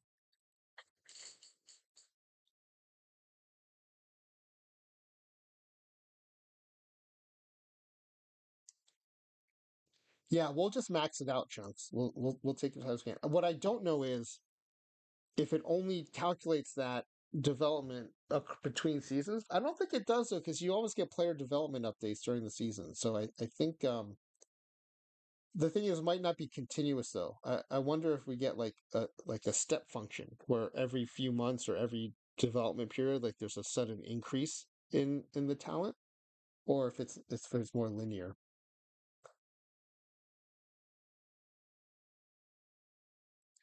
Because these players come with really high peaks or potentials. So um,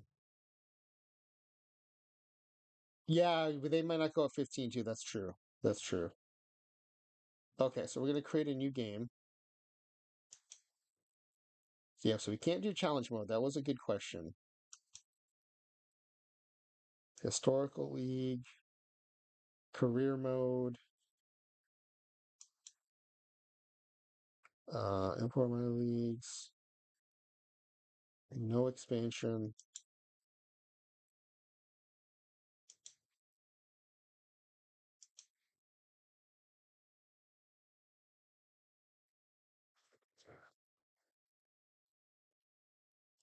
Oh, sorry, I was doing stuff in the game. I was just starting the season.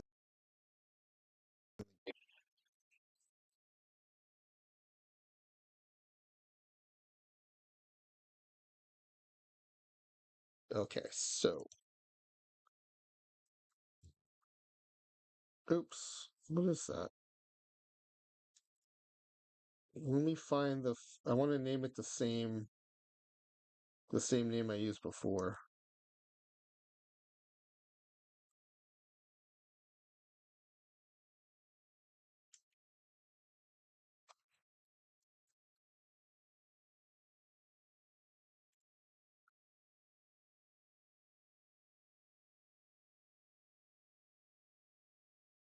Okay, 15-year-old career mode 2. This is where I forgot to do commissioner mode and cannot be fired. So just do that here, Chunks. You won't have to do it later.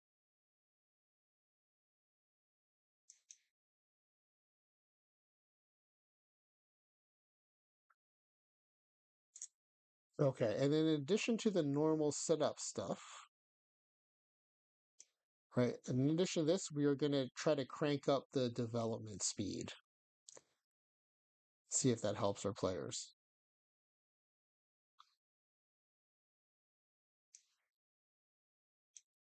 In hindsight, we both overestimate how many games we would win, but when we look at the stats, I mean, it's impressive to think about like a bunch of high school freshmen basically doing what they did.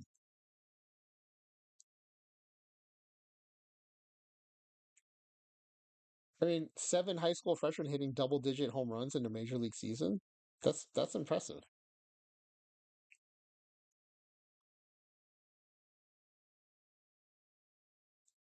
Yeah, let's see if we can change the age range of the dev too. I like that idea, Chunks.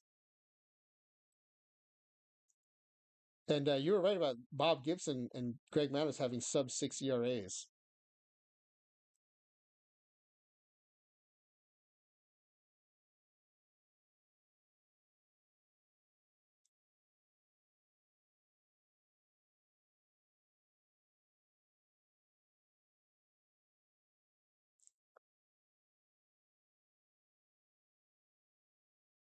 It was also more fun watching them get beat than the 50-year-olds get beat because the 50-year-olds I just felt sad for them, but for the 15-year-olds I was actually like kind of impressed by how scrappy they were.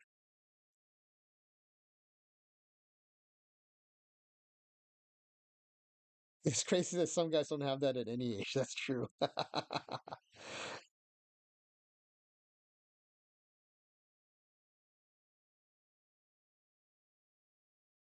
I mean, I wasn't good enough to pitch in high school, and I certainly wouldn't have had a sub 6 ERA against high schoolers, much less against major leaguers.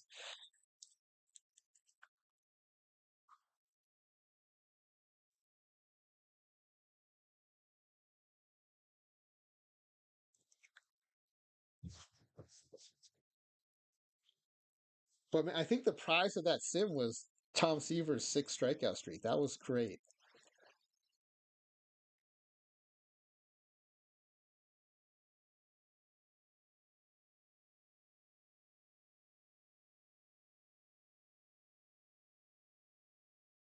Now, once this gets started, you're gonna have to bear with me because I used to change the development speed with every sim I did, but I haven't done it in OTP 25, and I haven't done it in a couple years probably. So I'm gonna have to hunt around for a little bit.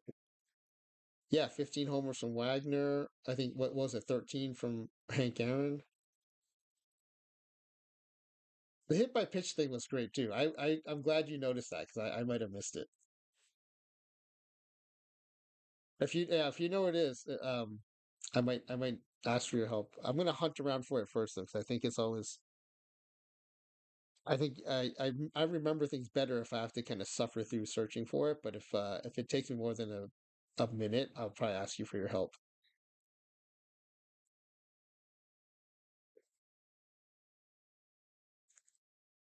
I think I used to crank up the development and crank down the aging so players would get better faster and then stay good longer.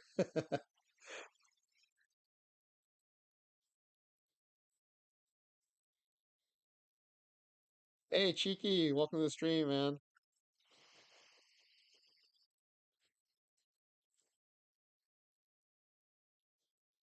I don't know if they're seeing ads or if they can hear me when they come in. I need to figure that out.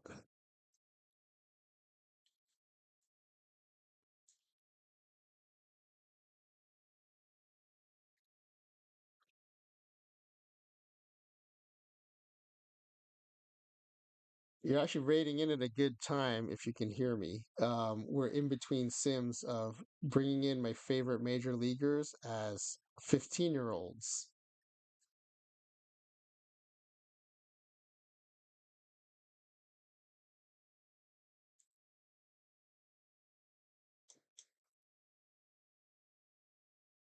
Hey, I didn't even know I had set a follower goal, but I've met my follower goal. Thank you, whoever just followed and everyone who followed to get me to 130.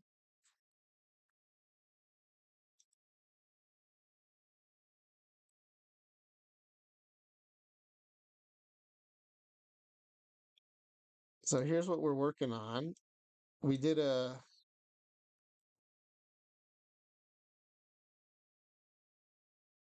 we did a sim of I took a bunch of my favorite major leaguers in their peak seasons, brought them into 2023, and they this is violate child labor laws.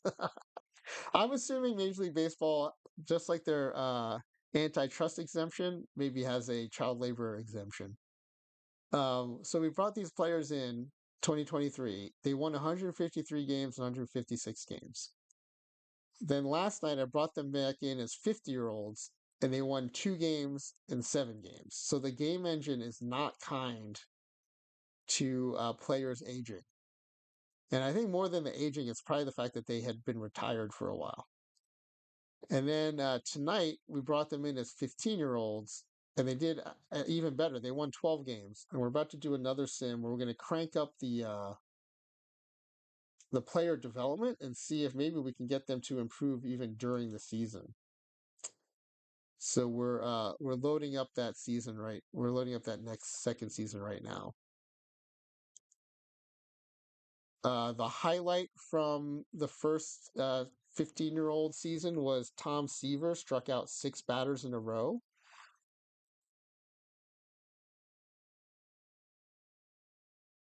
So a teenage Tom Seaver struck out 6 in a row, including Trey Turner, Kyle Schwarber, and JT Realmuto. Yeah, Hannes Wagner had 15 home runs. Actually, I have it. I could probably show the screenshot. Well, I can't pull it up in the game because the game is setting up the season right now. You can see it thinking. Let me see if I can see that. Grab that screenshot.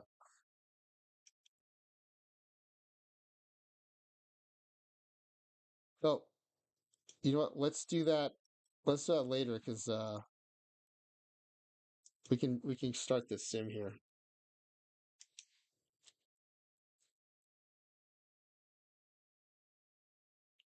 Okay, as usual, we're going to take over the 2023 Oakland Athletics.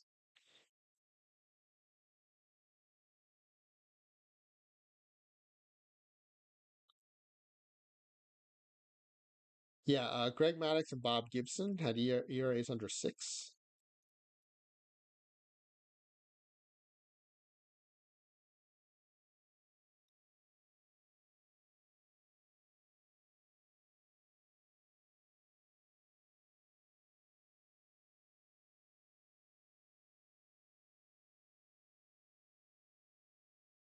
In fact, let me see. While the game's setting up the season, let me see if I can find one of these screenshots.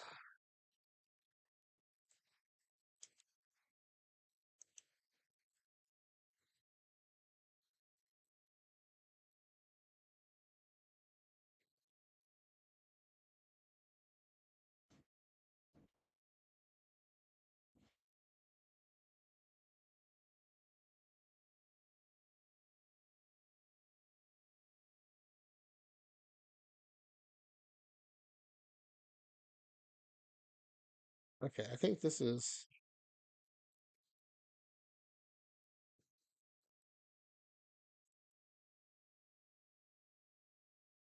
I don't know if that's too small for you guys to see, but that should be.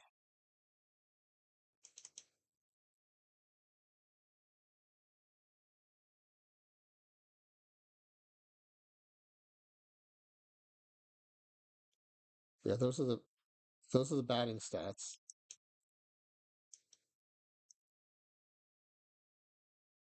So we had Ted Williams actually get a over 600 OPS and hit 36 doubles. And Chunks pointed out he got hit by pitches 17 times.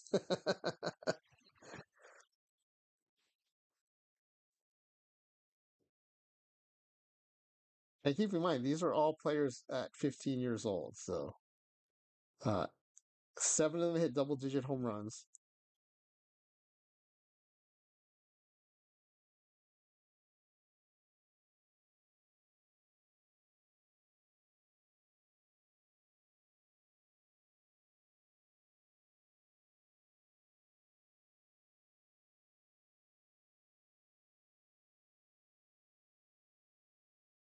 Yeah, versus major leaguers. Yeah. So at 15, I guess you can ballpark them as like high school freshmen or sophomores. So when you think about it that way, it's pretty dang impressive.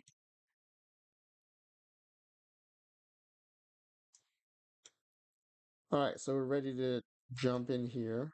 First, let's get the team set up.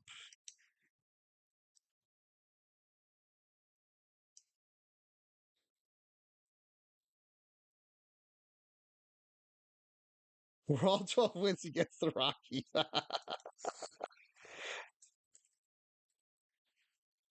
That's good, Holler. That's good.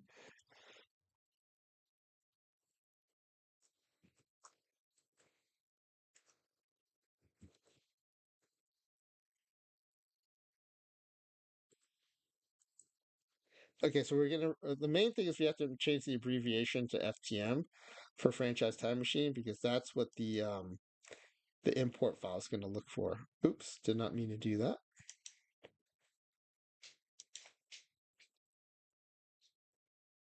Okay, it hasn't changed, updated the OAK yet, but I think by the time we change the logo and come back, it will have processed it. We'll change our logo.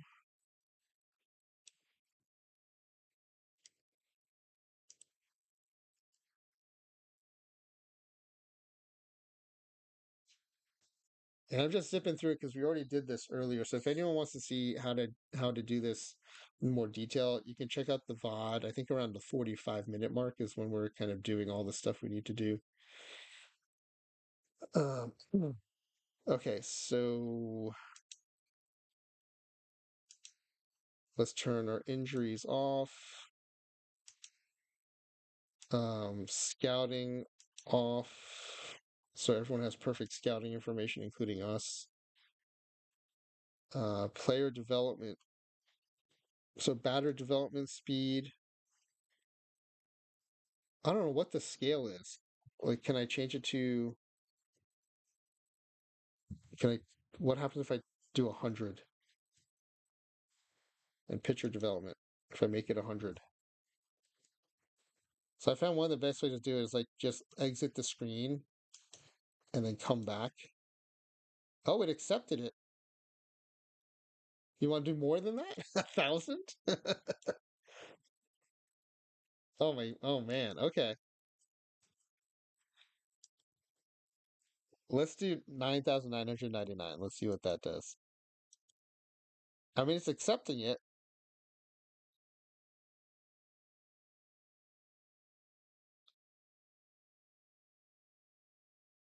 Development target age. You can make this much younger. Yeah. Okay, we'll see what that does. We may get to peak Hank Aaron during the season and see what happens. Um, let's see. I have a few other settings to change.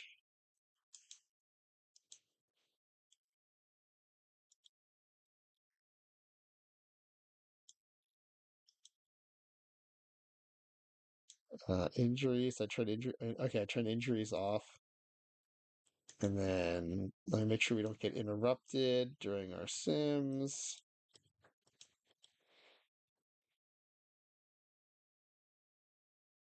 It's accelerate puberty check.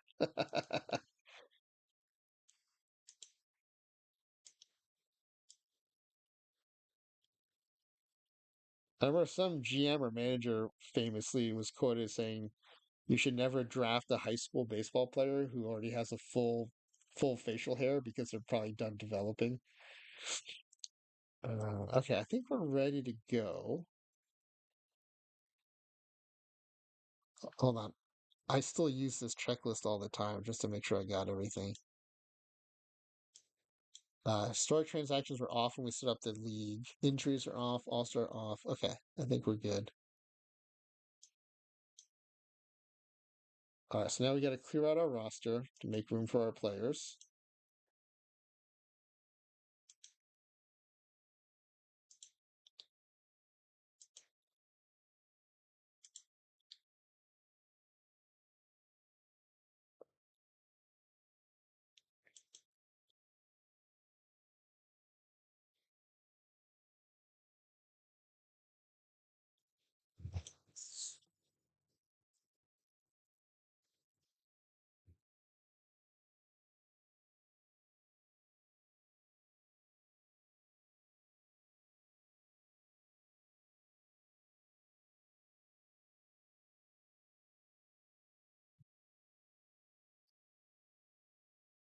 Okay, back from ads. Thanks, Chunks, for keeping me updated on the ads. Okay, I think we're ready now to bring in the players.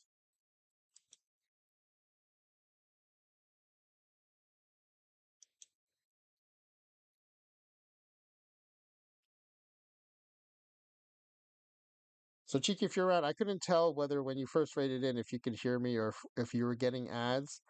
But thank you for the raid. I appreciate it. I hope your stream went well. I participated in some of your marble races. As always, had a lot of fun. Um, okay, we're gonna go actions, import historical players, and for this, I'm just following um, these steps here. Right, prepare the destination is deleting players I'm not going to want, so I can find my new players. Go to the free agent page. When it gets to the draft, you pick little leaguers.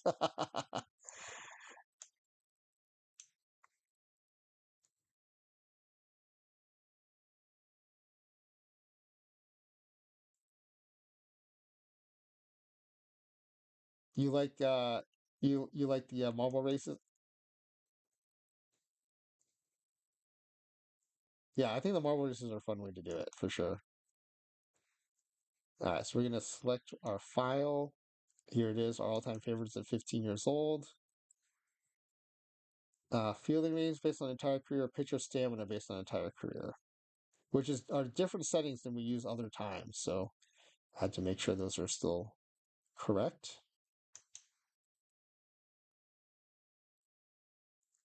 Well, I like that it takes more time than the spinning the wheel, and I like it better than the bounty tournaments because not everyone's able to get into those tournaments because there are only 16 spots, and also it kind of ruins it when there's like someone not following the draft rules in the bounty tournament too. So I like the marble races too. I've applied to get giveaway packs too, and I think those I'm gonna make them like I'll set up a Google form and everyone can guess how many wins each team will get or something like that, and then we'll just give them out that way. Yeah, Chunks, folks like you and Gumbercules will have a good chance at winning packs because I don't get a lot of people at midnight Pacific time, 3 a.m. Eastern time.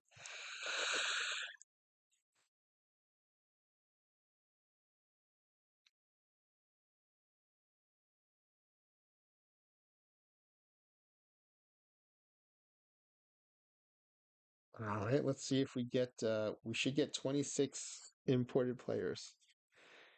It's almost 4 for you. You're gonna head to bed.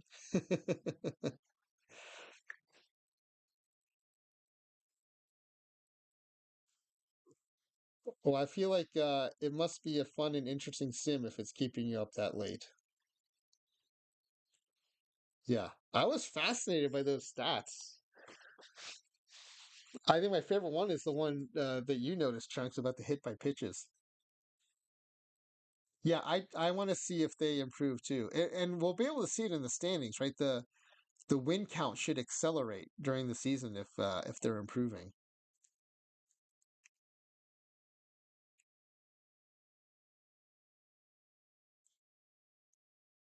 Yeah, and it was cool that it was Bob Gibson and Greg Maddux of all the pitchers that came in with the ERAs under 6.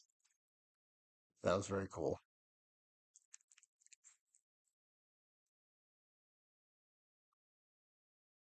And man, Ted Williams hitting over 30 doubles. Like, a 50 double season is really hard to do in the majors, and he had 36. So I think it was 36 or 38. That's really cool.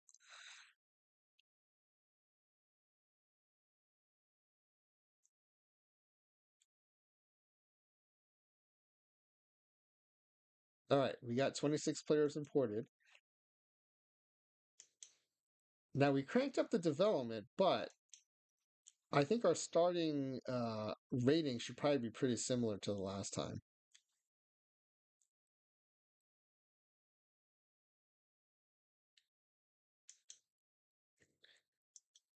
So let's just take a quick look.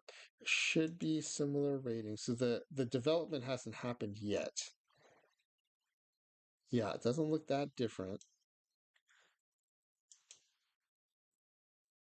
So let's have the same thing as before. We'll have the AI set the rotations.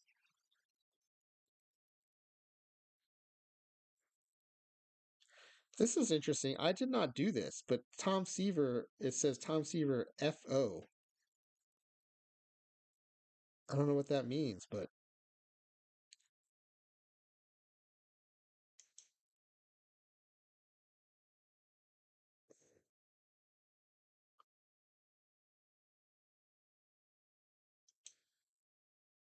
to other, yeah, look at those potentials. At least it's recognizing the potentials too.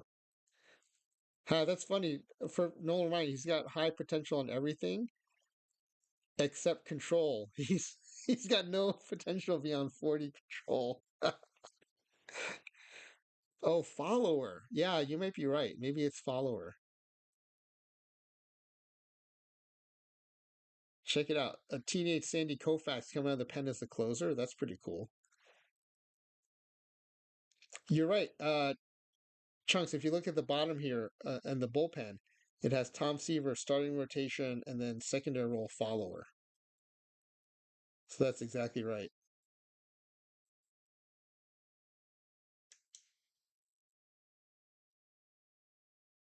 All right, we're gonna let the AI set the lineups. I think slightly different. This time it's got Ryan Sandberg leading off.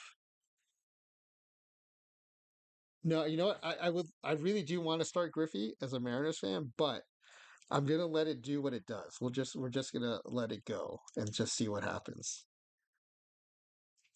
I think we've already tinkered enough with the development settings. Can you set the limit of throwing breaking balls until their ligaments develop? All right. All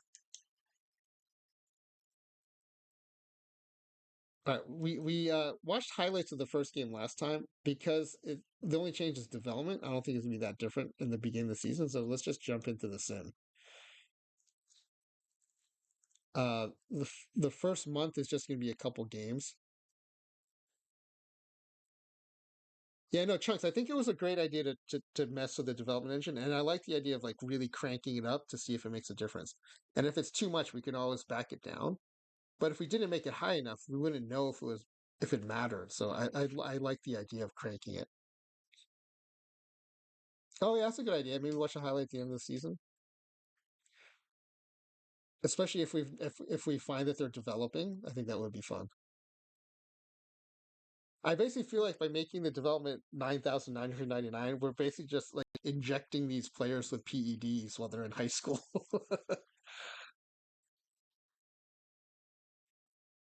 Okay, so we just did the first month, but it was just the very tail end of March. So we are 0 and 1. Let me just see what the score was in that game.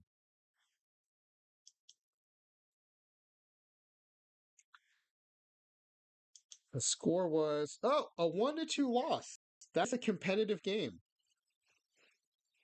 That is a competitive game.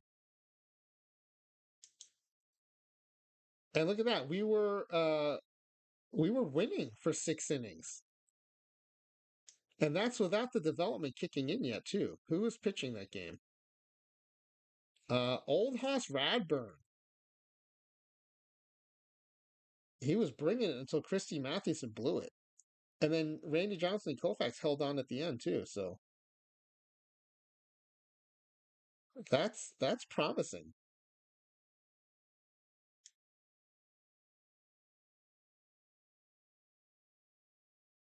Yeah, scattered 5 hits and 2 walks over 6 1/3 and 4 strikeouts. Not bad, not bad.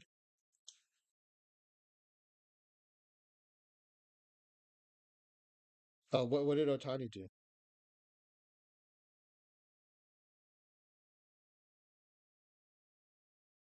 Okay. All right, so let's go back to standings. Let's do a month. That was the month of March. So now we're going to do a full month here of April.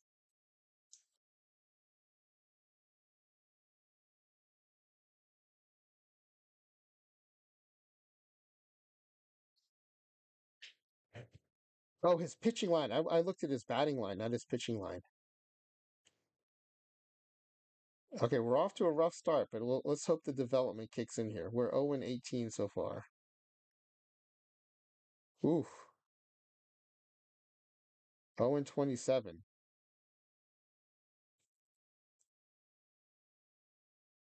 All right, let's hope some of that development kicks in now.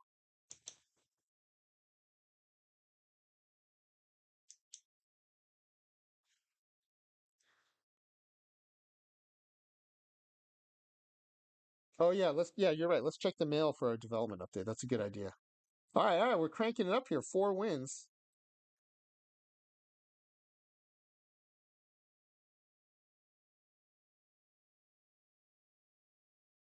5 wins. 6 wins already. 7 wins. Rookie of the month, Old Hoss Radburn. Okay, 7-51. That is actually very good considering. Let's go. I like your idea of checking the email here for. Oh, you know what? I don't have. I don't think I have developments checked. Let's see. Injury news, team mix.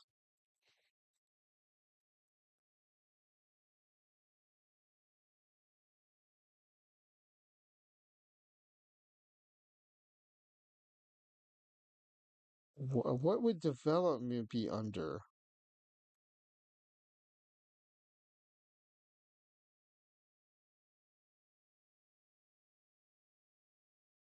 I mean, I guess I could check everything. Let me see if we have any development updates in the inbox. We don't have any development updates.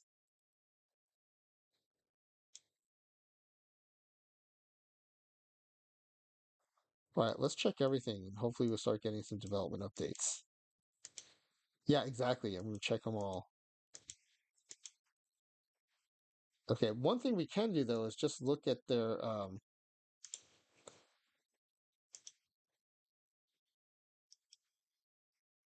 Oh yeah, look at this. Hank Aaron's power is up to 60. There's a lot more blue and green in here. Remember it was all red and orange. Ricky's eyes up to 60. Gehrig's eyes up to 60. Aaron's power up to 60. Yeah, they were all 1 stars before. This is great. It's definitely working. Uh, Mickey Mantle's power 60. Uh, eye is 70. Pedro's 50, 60, 55 pitching line. Oh, this is great. It's working. It's absolutely working.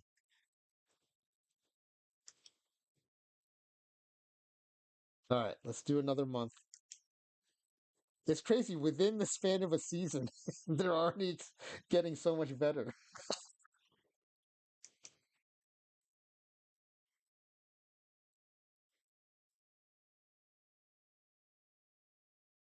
Yeah, check it out. They're already at 11 wins. They had 12 all of last season. You do have good ideas, Chunks. That was a great suggestion.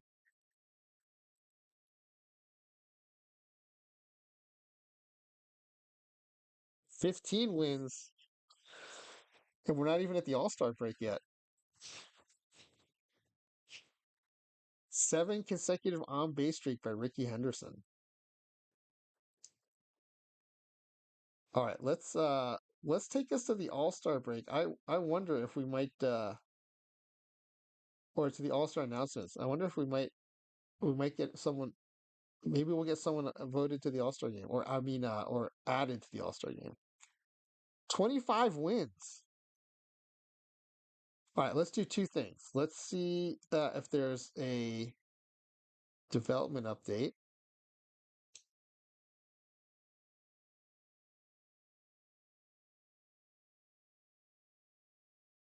I think the development update would have an exclamation point on it. Oh yeah, player development update. Tom Seaver, stuff goes from 40 to 50. Potential stuff 70 to 80.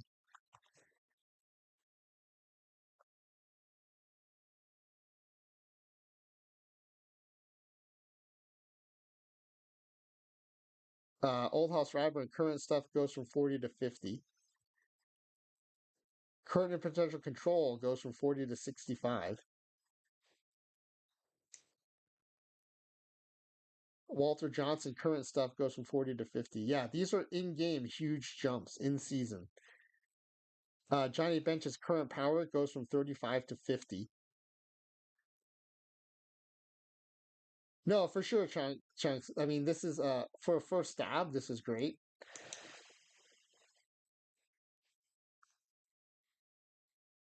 Jackie's contact increased from 35 to 50. Ted Williams' contact rating improves from 40 to 65. Mickey Mantle's current power goes from 40 to 75. I Mantle's almost at peak.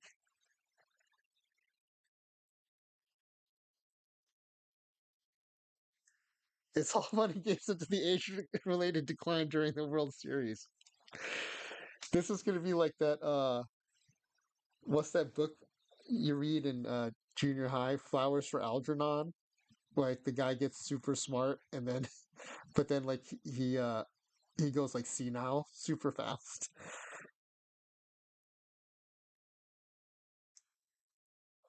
All right, let's see if we got anyone into the All Star game. I don't think they would have been voted in, but they might have been named. Oh, we did. Sandy Koufax.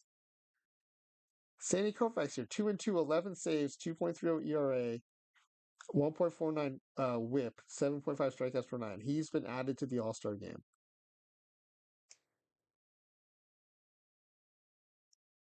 All right, we have an All Star. That's awesome. Oh, you want to see their star levels now? That's a good idea.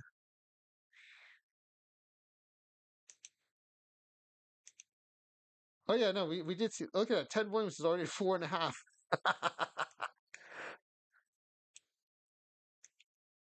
Old House Radburn's already at 3.5.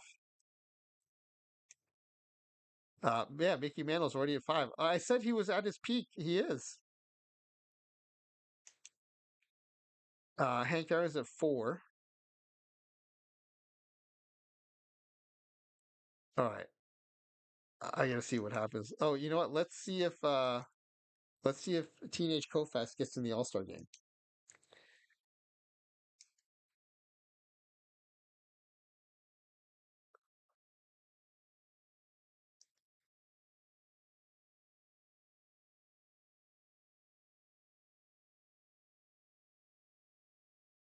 Do we have anyone in the home run challenge?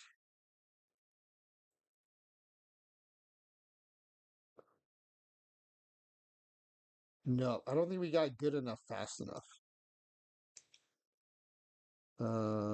Patrick Wisdom won from the Cubs. Okay, I mostly just want to see if we had anyone in there. So let's go to the All Star game and see if let's see if Koufax gets in. So the NL won 5-1. Oh, look at that. Look at that win probability. All happened in the ninth inning. Yeah, NL scored four in the top of the ninth to win it. Hopefully not off of Sandy Koufax. Let's see. No, Koufax pitched a scoreless inning with a strikeout. Way to go, Sandy. Way to go, 15-year-old Sandy Koufax, striking out one with scoreless inning in the All-Star game. Let's see who he faced.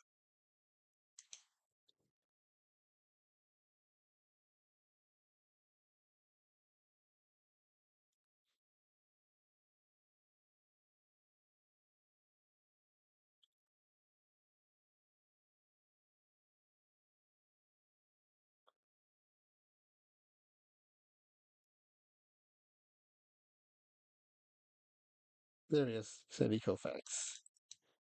So he pitched the top of the seventh. No, no, wait. They took him out, so he must have pitched the top of the sixth. Yeah, Koufax came in the top of the sixth. Got Acuna Jr. to fly out. Got Xander Bogaerts to ground out, and then struck out Christian Yelich looking. That's a good, clean inning there. Nice work. Actually, that might be worth screenshotting.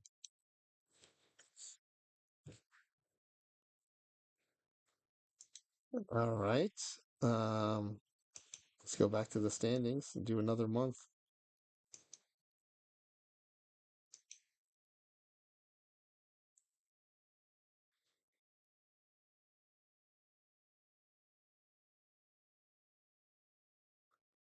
Yeah, the 9,999 already got in a peak. They could have been around at six because his mom said he had to get home before it got dark. That's great, Holler. He still has a curfew.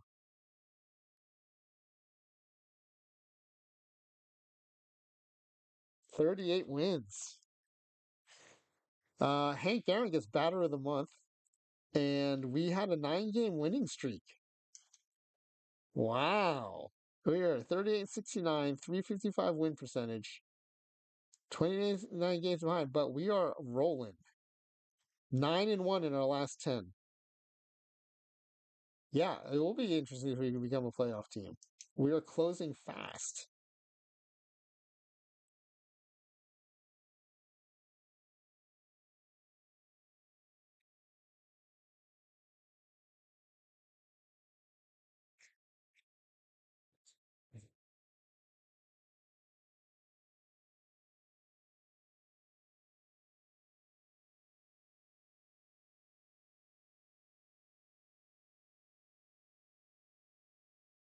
We just went on a win streak.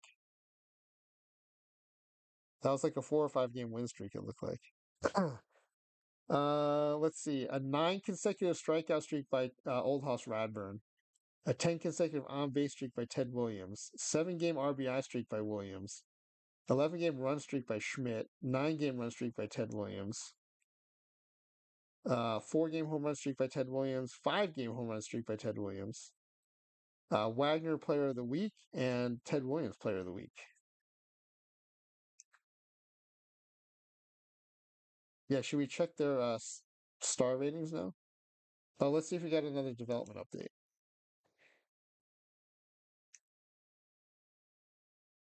Yep, here's another player development today. Junior contact 30 to 45. Power rating from 45 to 70.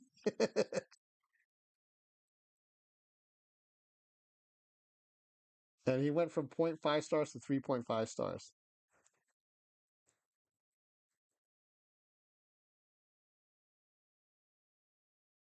There's also, oh yeah, look, we dominate the prospect list.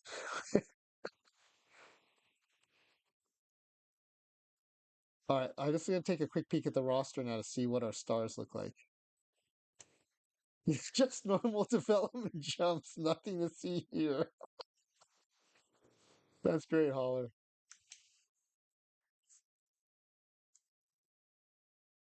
Oh, look at this. Gary's up to 5 stars. Aaron's up to 5 stars. Bench is up to 4.5. Walter Johnson's at 5 stars. Greg Maddux is at 4.5. Mickey Mantle's at 5. Christy Matthews is at 4.5. Tom Seaver's at 5. Wagner's at 5. Ted Williams at 5. Yeah, Ted Williams already at 70, 75, 80. I wonder if the batters generally developing faster than the pitchers? For some reason, the AI does not like Trevor Hoffman. He always starts out super nerfed more than everyone else, and he's also developing slower than everyone else.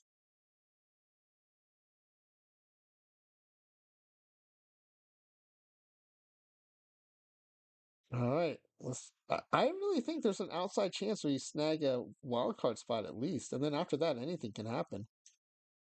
Yeah, here we are in the wild card standings.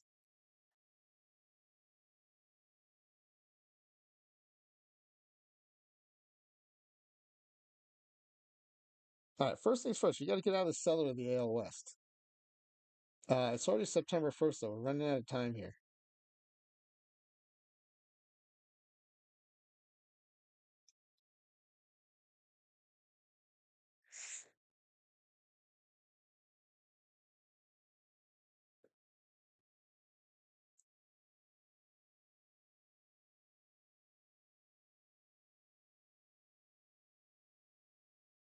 We're closing in on 500 ball.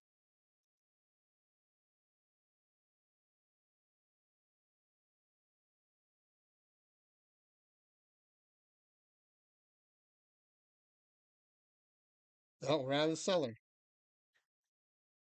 Pedro with an 11-game shutdown streak. Jackie Robinson with a 31-game on base streak. And Ted Williams with a 37-game on base streak. Uh, we are at 81 and 80, a game over 500 with one more game left to play. Oh, look at this. We are fourth in the wild card standings.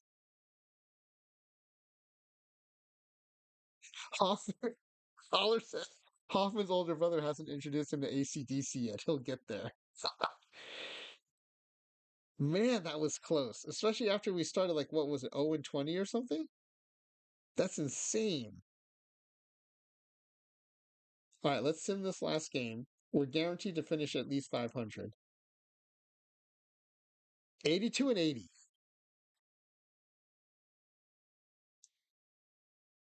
0 and 28 we started? Yeah. Ooh, 4 games out of the wild card. So close. Oh, good, Holler. I'm glad you thought it was fun. Yeah, all this stuff is a good time. Let's look at some stats here before we run the playoffs.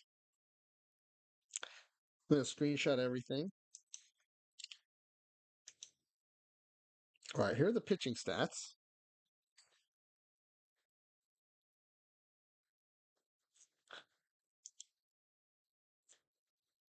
Hey, Old House Radburn, 14 and 11. Comes in over 500. We've got Greg Maddux with a sub 4 ERA. Sandy Koufax out of the pen, 4 and 3, 26 saves, 1.81 ERA, 1.22 WHIP. Christy Mathewson, 9.7 strikeouts per nine, and Walter Johnson, 9.6 strikeouts per nine. These are some roided up high schoolers at the end of the season. Bob Gibson, 4.35. Greg Maddux here, 3.8, 1.17 WHIP. Yeah, they're all pretty much in their prime. It seems like it's just they have a they're digging themselves out of an early hole in the season. But I actually, we might have to watch the postseason awards. Sandy Koufax might win reliever of the year, and all of these players are eligible for rookie of the year. I think I already did this, but just in case, I'm going to do a screenshot of the pitching stats. Then let's look at the batting stats. Ooh, Ted Williams, 987 OPS.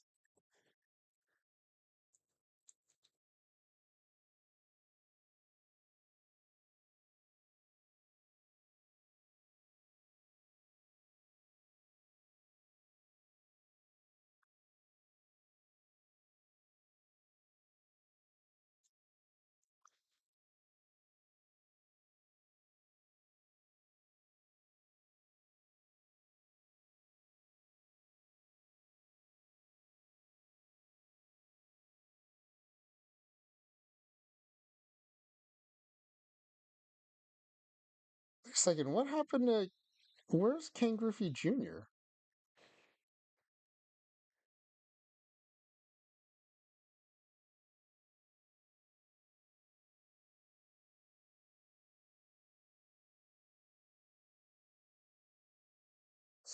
Holler says the clubhouse spread is just two bowls labeled the cream and the clear.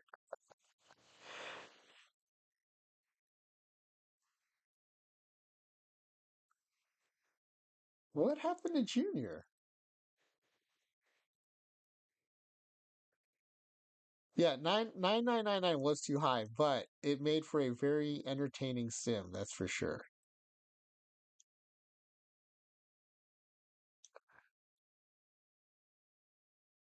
Wait, let me check this. I know I know Junior was on here because I remember Chunks was asking me to try to force him into the lineup. Yeah, there he is.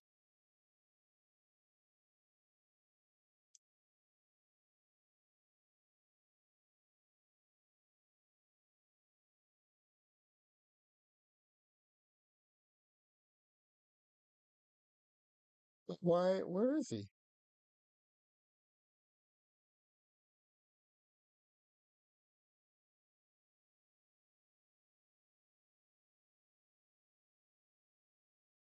It is interesting that Garrick ended up getting benched for Jackie at first. Right, by the end of the season, they had Jackie Robinson starting at first.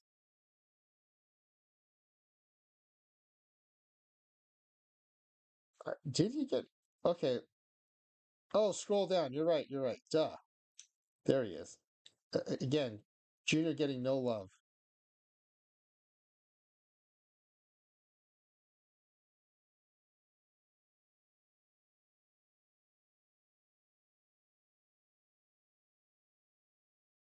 He's a 4 star too. 70 power, and he's not getting any at bats.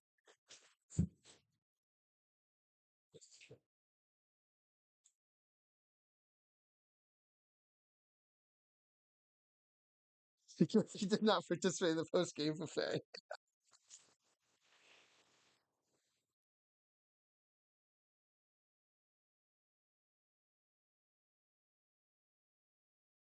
Yeah, maybe he did it clean. He's just naturally that good at 15.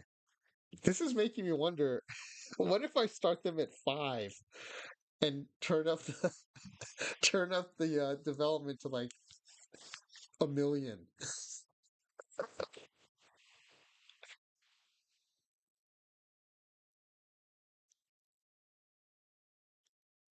All right, let me update this here real time. 82 and 80.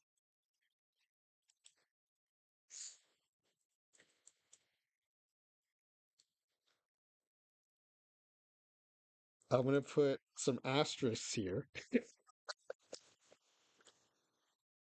And I'm looking forward to seeing what the game score is. But let's see the playoffs. We're not in it, but I want to see the postseason awards. We're definitely going to win Rookie of the Year somewhere. Someone's going to win Rookie of the Year. Um, and I think Koufax has a chance at Reliever of the Year.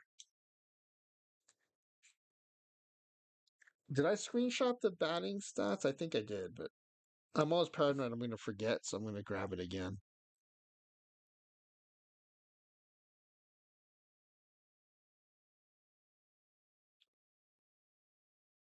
All right. Let's just sim this. Take us to the playoff tree. We'll zip through the playoffs because we're not in them.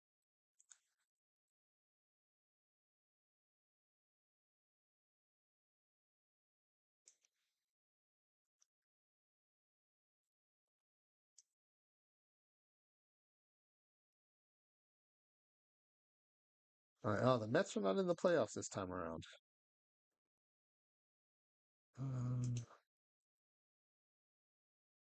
All right. So, well, Cheeky would be happy if I don't know if Cheeky's still on or not, but the Padres win the wild card game and the Rangers win. So we have an all Texas ALDS series here. Rangers and Astros.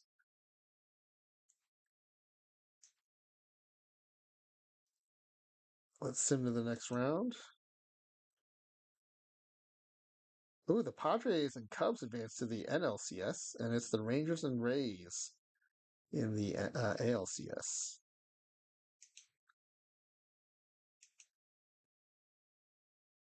These teams are lucky that our time machine team did not make it into the playoffs because we were peaking for sure. If we had managed to squeeze into the playoffs, I think we could have won it all. Yeah, it's doing that crazy minor league database update in the middle of the playoffs again. I don't know why it's doing that. I think it used to do all that stuff in the postseason.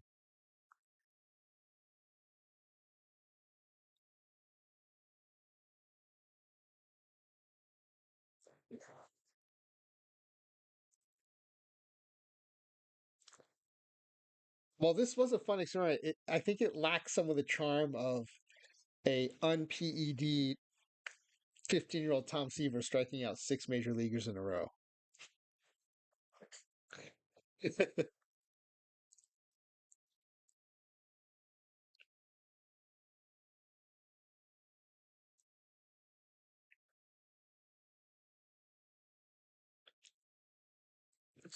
I mean, rookie of the year is wide open. It could be a pitcher or a hitter. No, it was a fun twist, definitely. I mean, the whole point of my stream is to try out different things in the base game, and that was a great thing to try out. So, Chunks, thanks for the great suggestion, man. That was a great idea.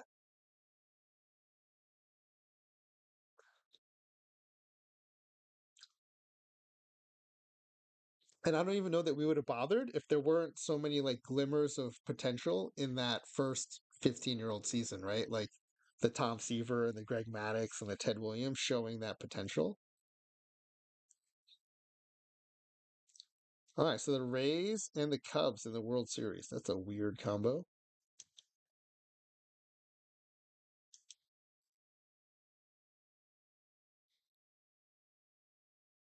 All right, so this should give us our game score.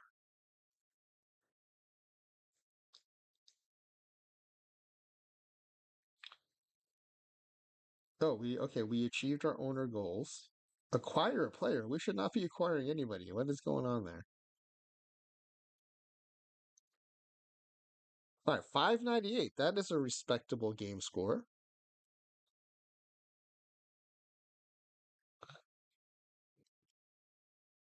Let's fill that in here. It is the asterisks are that it was PED assisted, but still a good performance.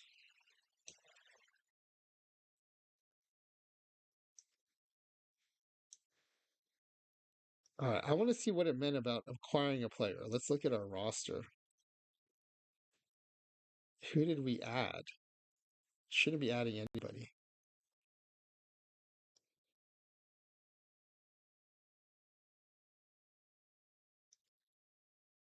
No, it still says 26 players. So I don't know what that was.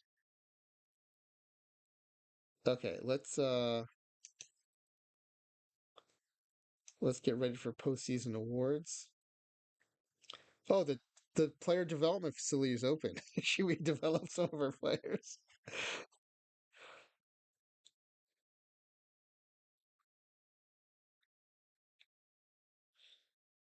Okay, let's go to the Great Glove Awards.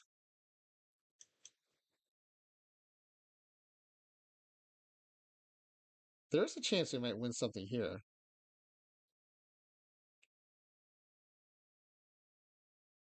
Oh yeah, Jackie Robinson at first, Hank Aaron at, well, we had four, so we need to look at the email. Jackie. Oh, Michael Jack Schmidt at third, Mickey Mantle in center, and Hank Aaron right. Okay, I'm gonna start copying these. I didn't think I was gonna have to do this because I didn't think we'd win anything, but jacking up that potential sure did the trick. So if you ever want to save some of these things, you can use this copy button and then paste it into any program. All right, let's sim to reliever of the year. I think Koufax has a chance at this. Okay, we didn't get an achievement, so he didn't get it. But yes, you could do this in challenge mode. That's right. Look at this. Koufax, 14 of the 31st place votes, tied in points. Tied in points. Oh, but Clase had more first place votes, so he wins.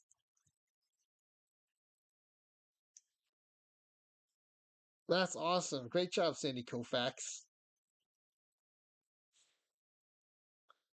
That is the tightest postseason award race I've ever seen in this game so far.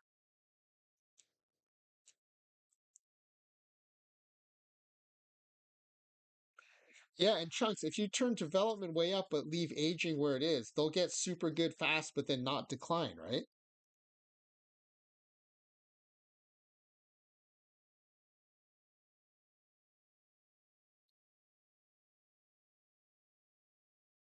All right, Platinum Stick Award. We might have a chance at some of these.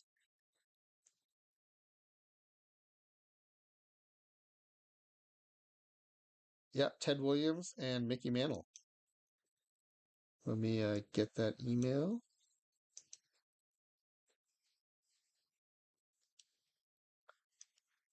Yeah, Williams matured super fast once we turned up that development speed. All right, Rookie of the Year. It could be anybody. I'm guessing Ted Williams here. Old House Radburn might have a chance too, though. Chunks Holler, you guys have guesses before I click on this?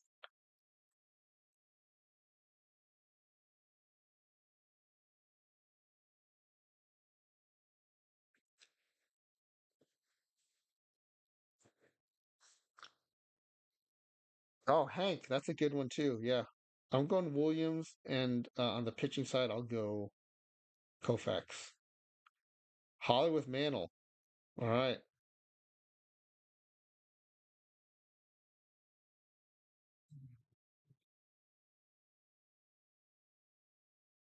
Ted Williams. I bet all of her picks are in the top five in voting, though. I'll be shocked if we don't sweep the results. Yeah, we nailed them all. Williams, Mantle, Aaron.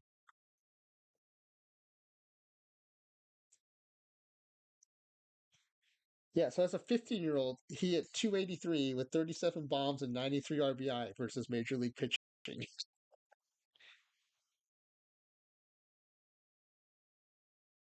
You were looking, you're doing your draft. Well, your guess was really good.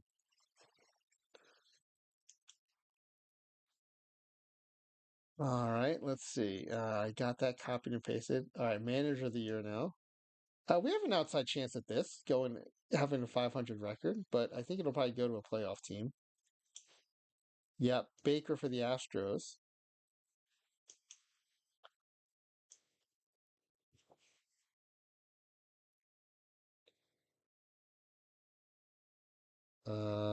Then oh, I guess I should copy even the ones we didn't win, just for the just for the records.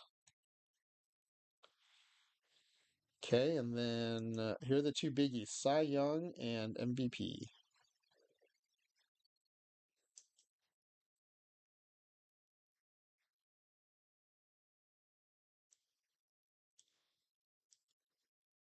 Cy Young goes to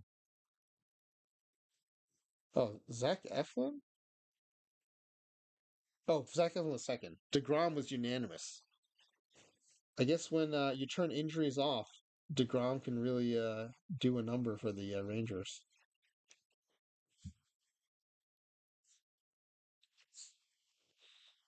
Okay, that's the Cy Young, and now we'll do the MVP.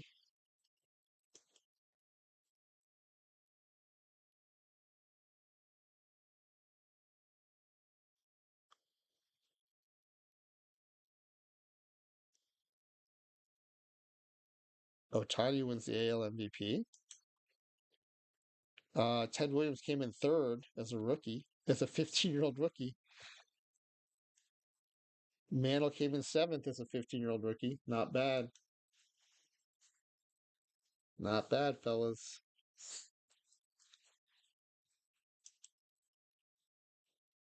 All right, as a sim, both in terms of performance and in terms of learning, I think that's a huge success tonight. I'm declaring it a huge success. Oh, one last thing I want to check out was the prospects report.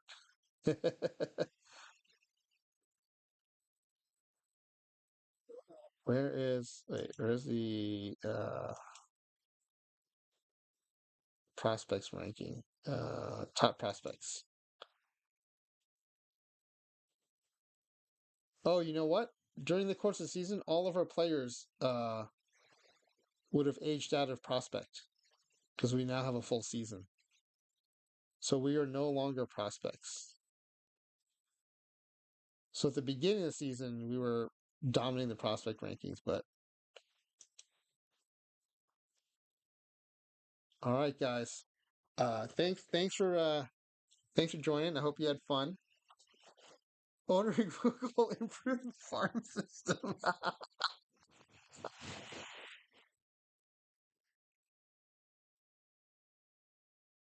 And Chunks, I hope that first sim I went step by step enough that you can do this now on your end.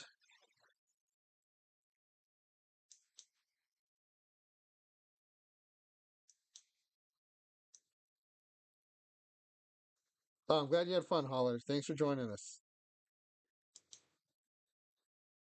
I do this kind of stuff all the time, so if you're ever up late and want to hang, talk ball, and watch a weird sim, hop on.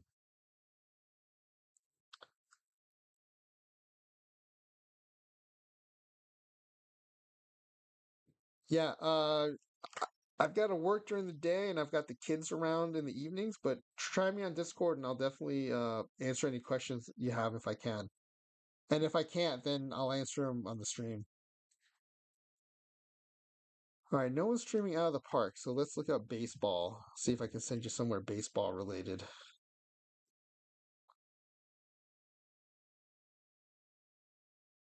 Yeah, Chunks, in fact, later at night may be better for you, right? It'll be a little cooler out.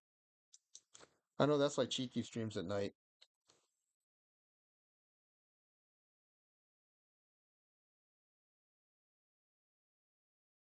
I was hoping that Baffle would still be on, but looks like he's offline now. Here's a dude. So Cheeky had a great suggestion for me that I still follow, just to find someone, doing a stream with like a handful of viewers who would really appreciate the big. Not that ours is big today, but oh, it's still 59. Um, would appreciate the raid. So I'm looking at there's a Big Sushi 101.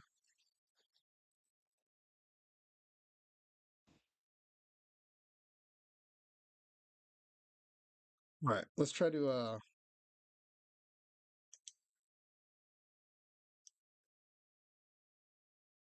raid this guy.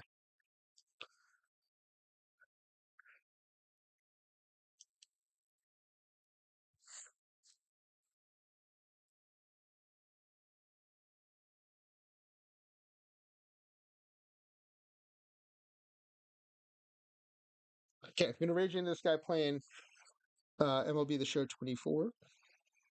But thanks for joining tonight. I'm glad to hear you guys had fun on the stream. And we do this kind of stuff all the time. I think my next stream is going to be the Not Safe for Work team playing a couple more games, doing highlights of that. So we'll see you next time. And Cheeky, if you're still around, thanks for again for the raid tonight. Appreciate it.